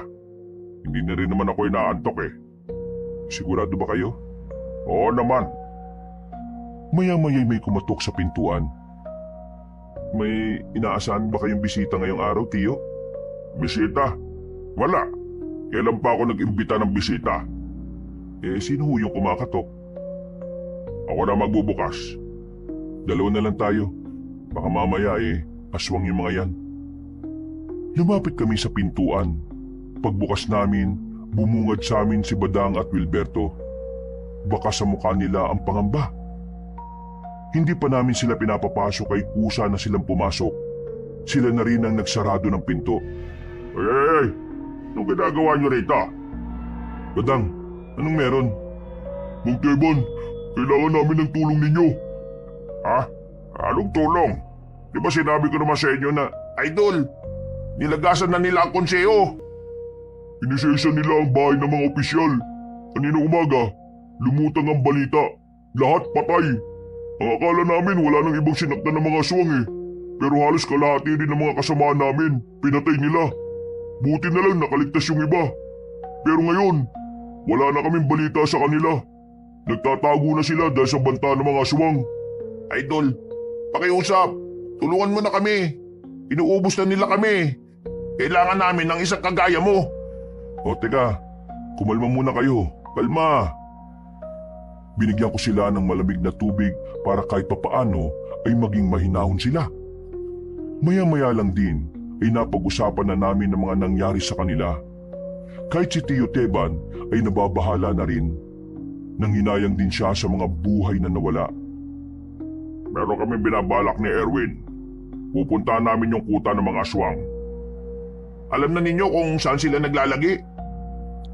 Nabiyag namin ang isa sa mga opisyal ng mga aswang kagabi. Napaamin namin siya kaya nalaman namin. Pupunta kami roon ng kaming dalawa lang. Kung gusto niyo, sumama na kayong dalawa. Totoo ba? Tinatanggap mo na kami ulit? Tayo-tayo lang din na magtutulungan. Alam ko magiging mahirap to para sa atin. Pero mas magiging maganda ang laban kung magsasama-sama tayo. May mga napag-usapan na kami ni Tio. Ilalatag namin sa inyo at dadagdagan nyo na lang kung meron kayong mga ideya. Nung umagang yun Kabanong, masaya ko kasi sa wakas, naging makasundo na rin si Tio at ang dating dalawang estudyante niya. Matapos namin mapag-usapan mga plano, naganda na rin kami para sa aming pag-alis. Mabilis na lumipas sa mga oras. Malapit na rin ang kinagabihan. Iniwan na rin namin ang baryo para puntahan ang kuta ng mga aswang. Magkahalong kaba at pananabik ang nararamdaman ko noon Kabanong. Kinakabahan ako dahil yun ang unang beses na tatapak ako sa lugar ng mga mababangis na nilalang. Nasasabik naman ako dahil sa wakas, magkakaroon na si Tio ng pagkakataon na makamit ang hustisya. Mang Teban, Bakit? pasensya na nung nakaraan ah. Nadala lang din ako ng emosyon ko noon. Pasensya na rin. Naintindihan niyo rin naman siguro kung bakit ganun ang reaksyon ko. Naintindihan naman namin. Kilala ka naman namin eh. Hindi ka naman talaga ganun. Ang tao kapag nasasaktan, nagbabago talaga. At saka, idol ka pa rin namin kahit na anong mangyari. Kahit na kalimutan mo kami, walang magbabago sa pag-aanga namin sa iyo. Kahit naman kailan hindi ko kayo kinalimutan. Nung una, ayaw ko lang talaga kayo makialam. Natatakot si Tio na baka pati kayo mawala rin sa kanya. Kagaya ko, ayaw niya rin akong isama nung una Pero nagtiwala siya sa akin at nagtitiwala na rin siya sa inyo ngayon. Basta ang gusto ko lang naman makikinig kayo sa mga sasabihin ko ha. Isang karangalan talaga na makasama namin ang pinakamaalamat at magiting na manunugis. Noon yon. Pero ngayon hindi na. Isa na lang akong simpleng manunugis na naghahangad ng hustisya para sa pamilya ko. At para na rin sa mga taong biniktima nila ngayon. Nang makita na namin ang lagusan, tinahak namin yun ng halos 10 minuto. Paglabas namin, natanaw na namin ang dalawang malalaking bundok na magkaharap. Sa puntong ito, mas lalong lumakas na ang kaba ko sa dibdib ko. Dahil kaunting minuto na lang ay mapapalaban na rin kami sa mababangis na nilalang. Yandaan niyo mga sarili niyo. Kaunting sandali na lang tatapak na tayo sa balwarte ng mga aswang. Ingatan niyo mga sarili niyo Sa tunay na laban, mas prioridad natin bantayan ang sariling kaligtasan kaysa sa kaligtasan ng mga kasama. Sakaling malagay tayo sa alanganin at sakaling pumalpak ang plano, ang una nating gagawin ay umatras at iligtas sa mga sarili natin. Ayoko na mga pasaway Ang laban na ito ay tungkol sa buhay at kamatayan. Ayaw kong mauna pa kayong mawala kaysa sa akin. Nagkakaintindihan ba tayo? Tumango at sumang-ayon kaming tatlo. Matapos ang sandaling pagpupulong, agad na rin kaming naglakad para simulan ang aming mga plano. Nang ilang metro na lang ang distansya namin sa bungad, nagtago na muna kami sa halamanan para magmasid. Sa obserbasyon namin, mukhang maraming aswang sa labas ng mga bahay sa mga ganoong oras. Kaya hindi kami nagpadalos-dalos. Hinintay na muna naming lumipas ang ilang oras para makakuha ng tamang pagkakataon. Magtatatlong oras na tayo dito ah. Parang walang balak magsipasok sa bahay ang mga aswang na yan ah. Baka alam na rin nilang may posibilidad na puntahan sila rito. Kaya ganyan sila ka-alerto. Kailangan natin mahanap ang mas ligtas na lugar. Kailangan makuha natin si Gabriela ng walang nagiging problema. Kapag nagawa natin yon, isang malaking alas na ang panlaban natin. Mapuputulan na ng mga pangil ang mga aswang kapag hawak na natin sa leeg ang pinuno nila. Tiyo, mukhang pwede tayong dumaan dun, oh. Maliwanag dyan, baka makita tayo. Kung bibilisan natin, walang makakakita sa atin. Kesa dun sa kabila na medyo madilim. Pero merong mga aswang. Hindi. Wala muna tayong gagawin. Dito muna tayo. Hintayin natin ang alas 3 na madaling araw. Sa ganong oras, madalas nagpapahinga na ang mga aswang. Matagal-tagal pa pala. Pwede pa pala ako nito matulog. Isingin nyo na lang ako kapag bakbaka na ha. Nakakaramdam na ako ng antok ng mga sandaling yon, Kabanong, pero nanatili pa rin akong mulat. Sinasamahan ko si Tio sa pagbabantay habang ang dalawa naman ay masarap na ang tulog. Mga ilang sandali lang, nakita na rin namin kumukonti na ang mga aswang na pagala-gala sa labas. Sinyalis daw yon na nagsisimula ng magpahinga ang karamihan sa kanila. Dahil doon, ginising na rin namin si Badang at Wilberto. Nang masiguro naming wala ng gaanong aswang sa paligid, gumapang kami palapit sa unang bahay. Pumasok kami sa silong. Sandali kaming nambatsyag. Nakita naming papalayo na ang mga aswang na nasa bungad. Kaya naman, nakakuha na rin kami ng tamang pagkakataon para tuluyan ng makapasok. Magteban, mukhang hindi pa sila matutulog. Parang may isang direksyon lang silang pinupunta, no? Oo nga, Tiyo. Parang mga walang laman yung mga kabahayan na nadaanan natin kanini. Hindi kaya meron silang pagre-ritual ngayon? Yan ang malalaman natin. Sa ngayon, iisa-isayin natin ang mga kabahayan para mahanap natin si Gabriela. Tiningnan namin ang paligid. Daan-daan kaming naglakad sa gilid-gilid. Bawat bahay na madaraanan namin ay sinilip namin. Pero bigo kaming mahanap si Gabriela. Hindi nagtagal, meron na kaming nakitang bahay na naiiba sa lahat. Simentado na yon at merong ikalawang palapag. Sa mga sandaling yon ay inakala naming nasa loob na noon si Gabriela. Nagmamadali na kaming lumapit doon, pero laking gulat namin nang biglang may mga aswang na humarang. Noong mga oras na yon, palagay namin ay alam nilang naroon na kami. Parang pinagandaan din nila ang pagdating namin kaya napalibutan na rin nila kami. Ito na hinihintay natin. Magteban, pinakagat lang yata nila tayo eh. Nandito na yan, palag-palag na. Basta kung ano man ang mangyari, mahal na mahal ko kayo. Kung makapagsalita ka naman parang mauna ka pang mamatay ah. Hindi nagtagal, lumusob na rin ang mga aswang sa amin. Pero ang ipinagtataka lang namin ng mga sandaling yon ay bakit kakaunting aswang lang ang humarap sa amin, samantalang ang inaasahan namin ay hindi bababa ng 30 ang mga naroon. Ganun pa man, nakipaglaban pa rin kami sa mga yon. Hindi namin sila inatrasan kahit na higit na mas mabilis sila kumpara sa mga una naming nakalaban. Ang sarap pala talaga makipaglaban sa mga aswang ano? Focus lang. Huwag maging kampante. Mas mababangis sila kumpara noon. Erwin, sa likod mo! Paglingon ko sa likuran ko, nakalapit na pala ang aswang sa akin. Nagawa niya akong kalmutin sa likod, pero hindi naman yun naging dahilan para mapabagal niya ako. Agad akong dumistansya. Nang makabuelo ay tinaga ko rin ang aswang na yun. Tinamaan ko siya sa leeg pero hindi pa rin siya namatay. Ano, ayos ka lang? Ayos lang naman ako, Tiyo. Bababaw lang naman ng kalmot niya eh. Alerto ka dapat. Mapandin lang ang mga aswang. Minsan akala mo aatake sila pero hindi mo alam sa likod pala sila aatake sa'yo. Sumunod kayo sa akin. Tara! Meron kaming dinaanan sa gilid. Masikip, madilim.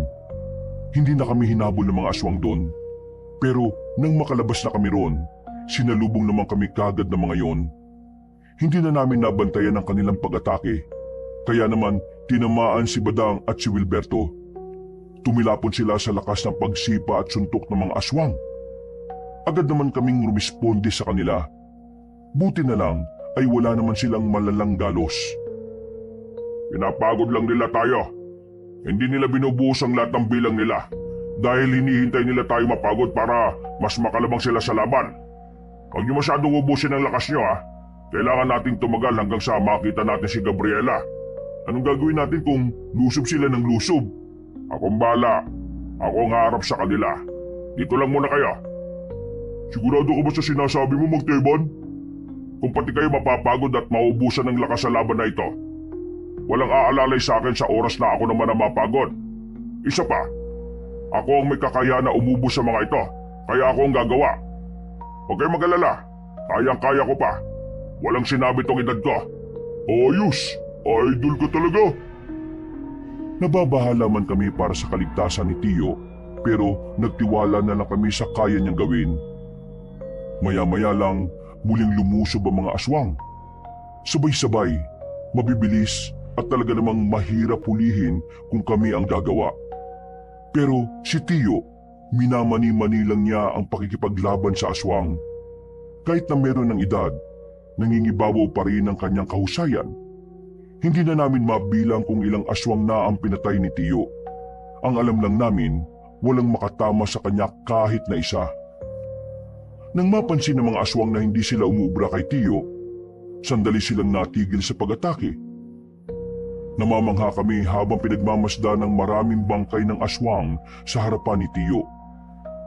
Kakaiba ka talaga, idol. Kaya hindi talaga ako nagkamali na ikaw yung inidolo ko eh. Huwag na muna tayo magdiwang. Sa pagtigil nila, alam kong meron silang binabalak. Tio, mukhang siya na yung Gabriela oh. Dumating ang isang babaeng sobrang puti, pero maputla ang balat. Matangkad at malaanghel sa kagandahan ng muka. Nakangiti siyang nakatingin sa amin. Kung titingnan na maigi, parang wala sa itsura niya na siya ang pinuno ng mga aswang. Parang hindi niya kayang pumaslang ng tao dahil sa pagiging mahinhin niya. Magandang gabi sa iyo, Mang Teban. Ang tagal na nung huli tayo nakita ah. Bata pa ako noon, pero hindi ako nadismaya sa iyo ngayon. Magaling at nakakatakot ka pa rin kalaban. Nangako ka sa akin noon ah. Kapalit ng kalayaan na ibinigay ko sa iyo ang pagbabagong buhay mo. Sinabi mong hindi mo tatahakin ang landas na tinahak ng mga kalahi mo. Pero sinira mo ang pangako mo. Pinatay niyo pa ang pamilya ko. Matapos mong lagasin ang buong lahi ko sa mismong harapan ko, hihilingin mo sa akin na mamuhay ako ng payapa? Alam mo ba kung gaano kahirap ang mamuhay ng araw-araw mong naalala kung papaano pinatay ang mga mahal mo sa buhay? Nanggulong ang kan mo sa payapang buhay ng mga tao. Kung ano man ang ginawa ko, yun ay dahil sa pinangangalagaan ko lang ang kapayapaan ng sangkatauhan. Kayo ang unang nanggulo sa mga aswang, hindi kami. Bata ka pa noon, Gabriela. Ang alam mo lang na kwento ay ang naririnig mo mula sa matatandang aswang. Pero wala kang alam kung gaano karaming buhay ang kinuha nila sa mga taong wala namang kasalanan sa kanila. Ngayon, ipagpapatuloy ko ang nasimulan nila. Malaking pagkakamali mo na binuhay mo pa ako noon, Mang Teban. Hindi ka magtatagumpay, Gabriela. Marami ka pang dapat danasin bago mo pa ako mapatumba. Pagbabayarin kita sa ginawa mo sa mga tao, lalong-lalo na sa buhay ng pamilya ko na kinuha mo. Hindi ako magpapatalo sa iyo, Mang Teban. Kupas ka na. Hindi mo na magagawang talunin ng mga bagong sibol na aswang. Hindi na itong henerasyon na kayang-kaya mong ubusin. Huwag na tayo magdaldalan. Simulan na natin! Umalis si Gabriela at sinundan naman yun ni Tio. Susunod sana kami sa kanila pero bigla kaming hinarangan ng mga aswang. Wala kaming nagawa kundi ang kalabanin na lang din sila. Magkakatalikuran kami ng mga sandaling yon, Kabanong. Dahil sa ganung posisyon namin ay hindi magawang makalapit ng mga aswang. Unti-unti rin namin silang napapatay. Pero nakaisip ng paraan ng mga kalaban namin. Pinagbababaton nila kami ng kung ano-ano kaya napilitan kami magtago sa gilid. Wisit ng mga aswang to. May binabato silang tae. Ang baho! Ang bababoy ang putik. Kailangan natin silang libangin dito. Hindi pwedeng sumunod din sila kay Mang Teban. Tara, balikan na natin. Nang ibahin na namin ang estilo namin, ay hindi na rin kami binato ng mga aswang. Mano-mano na namin silang nilalabanan. Aminadong sa mga sandaling yon ay masyadong maliksi ang mga nilalang.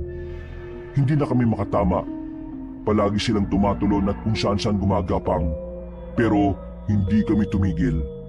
Hindi kami nagpatinag. Kahit na nahihirapan na kami, ay itinuloy namin ang laban. Hanggang sa unti-unti na nga naming napapansin na kumukonti na rin sila. Ano? Mga salot! Kaya niyo pa ba? Konting-konti na lang mga pre. Ubusin na natin ang mga to para makasunod na rin tayo kay Mang Teban. Bilis! Sa aming pagpapatuloy, nagawa na rin naming talunin ng mga aswang.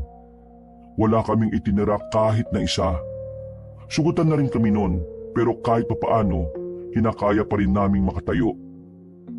Palis na sana kami nang bigla na lang may isang aswang na humila sa paa ni Badang.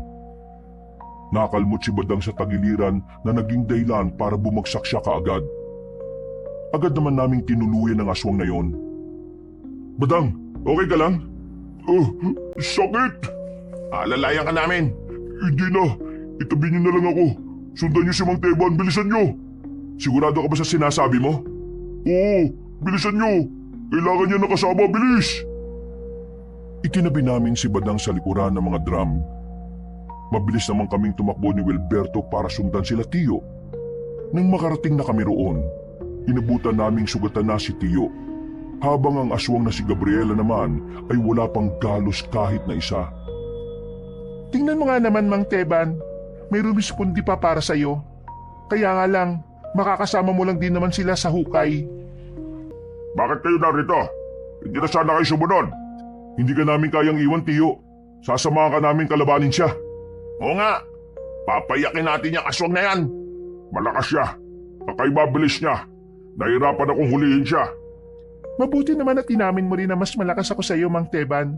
Kaya kung ako sa iyo, isuko nyo na lang ang sarili nyo para hindi na kayo mahirapan. Kung itutuloy pa natin ang laban na ito, mas mararamdaman nyo lang ulit ang pait na kamatayan. Do, magpahinga ka na muna. Kami na munang bahala sa isang ito. Hindi niyo siya kakayanin. Manood ka lang, Mang Teban. Kami muna. At ang lakas din naman ang loob nyo na humarap sa akin. Tingin nyo ba ay makakapalag kayo sa akin? Kung ang matandang yan nga na itinuring na dakila ay wala ring magawa? Huwag ka muna masyado masaya, Gabriela. Hindi pa tapos ang laban. Dahil habang humihinga pa kami, hindi ka pa nananalo. Kung sa bagay, may punto ka rin naman. Pero sige, simulan na natin to. Noong mga oras na yon, aminadong kabado kami pareho ni Wilberto. Pero wala kaming ibang magagawa kundi harapin si Gabriela. Nang sa ganon, magkaroon ng sapat na oras si Tiyo para pag-aralan ng mga kilos ng babaeng aswang. Hindi nagtagal, lumusob si Gabriela sa amin. Sinubukan namin siyang tagain. Pero nailagan niya lang yon. Nahablot niya ako sa kamay. Nagulat na lang ako nang maramdaman ko ang malakas na suntok niya sa sikmura ko. Sa sobrang lakas, sumuka agad ako ng dugo. Hindi naman nagsayang ng oras si Wilberto. Lumusob siya kay Gabriela. Pero sa kasamaang palad, tumilapon lang din siya sa gilid. Hindi niyo ako kakayanin. Marami pa kayong dapat maranasan para lang makatagal kayo sa akin. Anong pinagsasabi mo? Tingin mo susuko na kami kagad sa atake mong yon? Nagkakamali ka! Sinakal ako ni Gabriela. Itinaas niya ako sa ere. Pero lumapit naman si Wilberto sa kanya. Tinaga siya ni Wilberto sa hita. Sa pagkakataong yon ay nabitiwan agad ako ng babaeng aswang. Sinamantala ko rin ang pagkakataon na wala na siya sa tamang posisyon. Tinaga ko rin siya sa hita. Nang tamaan siya, sinubukan ko namang itarak ang hawak-hawak kong itak. Pero laking gulat ko nang mailagan niya yon ng walang kahirap-hirap. Isang suntok na naman ang natanggap ko. Tumalsik at sumadsad ako sa lupa. Erwin! Mang Teban, ituloy na natin ang laban natin. Wala naman ako mapapala sa dalawang ito eh. Nagsasayang lang ako ng oras sa kanila. Huwag ka nga masyado mayabang. Kung makapagsalita ka, parang napatay mo na kami ha. Hanggat tumihinga kami, hindi mo kami matatalo. Ang daldal mo? Sige, ikaw na ang uunahin ko ngayon.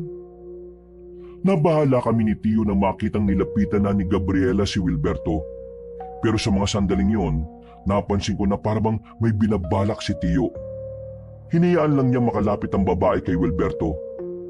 Nang makakuha ng tamang pagkakataon si Tio, meron siyang kinuha sa bulsa. Isang tirador na binalahan niya ng holen. Tinamaan si Gabriela sa ulo. Akala namin nung una ay hindi siya tinatablan. Pero nang maglakad siya, bigla siyang napatigil. Napahawak siya sa ulo. Ulo lang ang kainaan ng mga aswang, kaya umanda ka sa akin. Habang nakakaramdam pa ng hilo si Gabriela, hindi na sinayang ni Tio ang kanyang pagkakataon. Iika-ika siyang lumapit kay Gabriela at agad yung sinaksak gamit ang itak. Bagyang nakailag ang babaeng aswang kaya sa bandang balikat lang ito tinamaan. Nang hugutin ni Tio ang katana ay sinubukan niyang patamaan ulit ang babaeng aswang. Pero sa mga sandaling yun ay nagawa na nitong makailag. Magaling. Magaling ang ginawa mo, Mang Teban. Pero hindi mo na mauulit sa akin ang parehong mong taktika. Kaya humanda ka ngayon. Ako naman ang aatake. Mabilis na paggapang ang ginawa ni Gabriela. Nanatili namang nakatayo si Tio. Nang malapit na sa kanyang babae, bigla niyang kinuha ang kanyang latigo. Hinigupit niya si Gabriela. Tinamaan naman yun sa katawan na naging dahilan para mapatras niya ito ulit. Oh, anong problema? Masakit ba? Mukhang tinamaan ka na yata ngayon ha. Hindi mo na ba kayang umilag? Pinapatunayan mo talaga sa akin kung bakit ka kinatatakutan ng matatandang aswang nun. Sige, ipapakita ko rin sa iyo kung ano ang tunay na lakas ko. Sinimula ng babaeng aswang na magpalit ng kanyang anyo. Pero habang nangyayari yon, hindi na nagsayang ng oras si Tio. Alam niya na kapag nakumpleto na ni Gabriela ang pagpapalit nito ng anyo, mas mahihirapan na siyang kalabanin nito. Kaya naman, kinuha na niya ang kanyang isa pang katana na nasa likuran niya. Ang katana na yon ay medyo luma na at meron na ring kalawang sa talim. Mabilis na tumakbo si Tio, palapit kay Gabriela. Nang makalapit siya, ay buong puwersa niyang itinarak ang katana sa dibdib ng babae. Nung una ay kinakaya pa ni Gabriela na makatayo. Pero nang sundan ni Tio ng isa pang saksak ng katana, dito na tuluyang sumuka ng maraming dugo si Gabriela. Kalaunan ay bumagsak na rin ito. Malakas ka, Gabriela. Pero isa lang ang problema sa iyo. Masyado kang kampante. Masyado kang nakatuon sa sarili mong lakas. At hindi sa lakas at talino ng mga kalaban mo. Mang Teban, Matagal na dapat kitang pinaslang, Gabriela. Pero naawa ako sa iyo noon eh. Naniwala akong kaya mong magbago. Naniwala akong kaya mong tumahak ng landas na malayo sa mga kinamulatan mo. Pero ngayon, itatama ko ng pagkakamaling nagawa ko. wag mo akong... Makakapagpahinga ka na rin.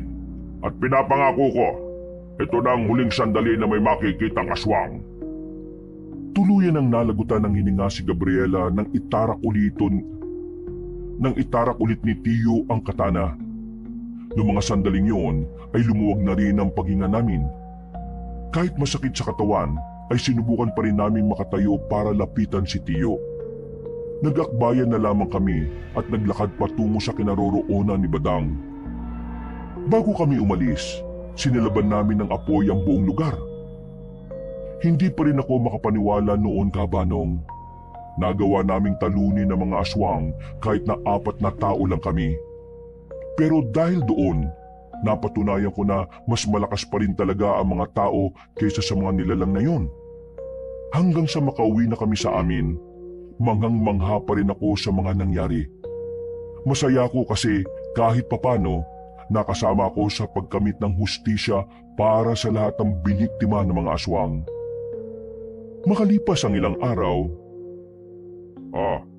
Kumusta na pala yung binuo mong grupo, Badang? Nahirapan kami makahanap ng mga bagong miyembro. Mula kasi nang mawala ang konseho, parang nabawasan ang tiwala ng mga tao sa mga manunugis. Pero hindi naman kami nawawalan ng pag-asa eh. Ipagpapatuloy pa rin namin ni Wilberto ang nasimulan. Idol, pwede bang ikaw ang maging tagapayo namin kapag nakabuo na kami ulit? Oo naman, pwede. Basta kontra sa mga aswang maaasahan niyo ako. Ikaw Erwin, ano nang balak mo? Babalik na muna siguro ako sa amin. Magpapaalam ako. At kapag pinayagan ako, sasama ako sa inyo. Ayos! Cheers ulit! Bumuo ng bagong samahan si Badang at Wilberto. Sa kabutiang palad, pinayagan ako ng mga magulang ko na manatili sa poder ni Tio Teban. At dahil doon, nakasama na rin nila ako sa pagpapatibay ng bagong samahan ng mga manunugis. Marami man ang nalaga sa mga kasamahan nila. Marami mang nabiktima ang mga aswang na inosente, pero patuloy pa rin kami sa pagpapanatili ng kapayapaan. Si Tio Teban, unti-unti na rin gumaga ng pakiramdam niya. Unti-unti na rin kasi niyang natatanggap na wala na nga talaga ang kanyang pamilya. Sa mga sumunod na taon, mas lalong lumakas ang samahan sa tulong ni Tio. At mula noon, wala nang namataan na aswang sa aming baryo. Namayani na ang kapayapaan at kahit na kailan, hindi na ito muling ginambala na kadiliman. Hanggang dito na lamang po ang aking kwento mga kabangers at mga kayanggaw. Sana'y meron kayong nakuhang aral at sana naibigan nyo ang mga ibinahagi ko. Marami pong salamat at pinagpalang araw sa inyong lahat. Mga kabangers, mga kayanggaw, si Kabanong po. Bago po tayo magwakas maraming salamat po sa pakikinig nyo sa bagong kwento natin. Kung nagustuhan nyo po yung kwento natin, huwag nyo pong kalimutan mag-comment at pindutin ang like button. At yung mga bago sa channel natin huwag nyo rin pong kalimutang mag-subscribe at pindutin din yung notification bell para lagi po kayo nanonotify pag meron tayong mga bagong videos. Kung medyo nabitin naman po kayo, bisitahin nyo naman po yung iba natin mga channel. Yung Pamela Clamil. Nagnanarit po ako doon bilang si Lolo Pael at ako rin bilang Kabanong. At ganun din, huwag nyo kalimutang mag-subscribe kasi konti pa lang po ang mga subscribers doon. Mag-comment at mag-like rin po kayo. At ito maganda, meron po tayong bagong channel, ang Kabanong version 2.0, kung saan meron na po kayo mapapanood ng mga moving images. So, meron na po kayo napapanood.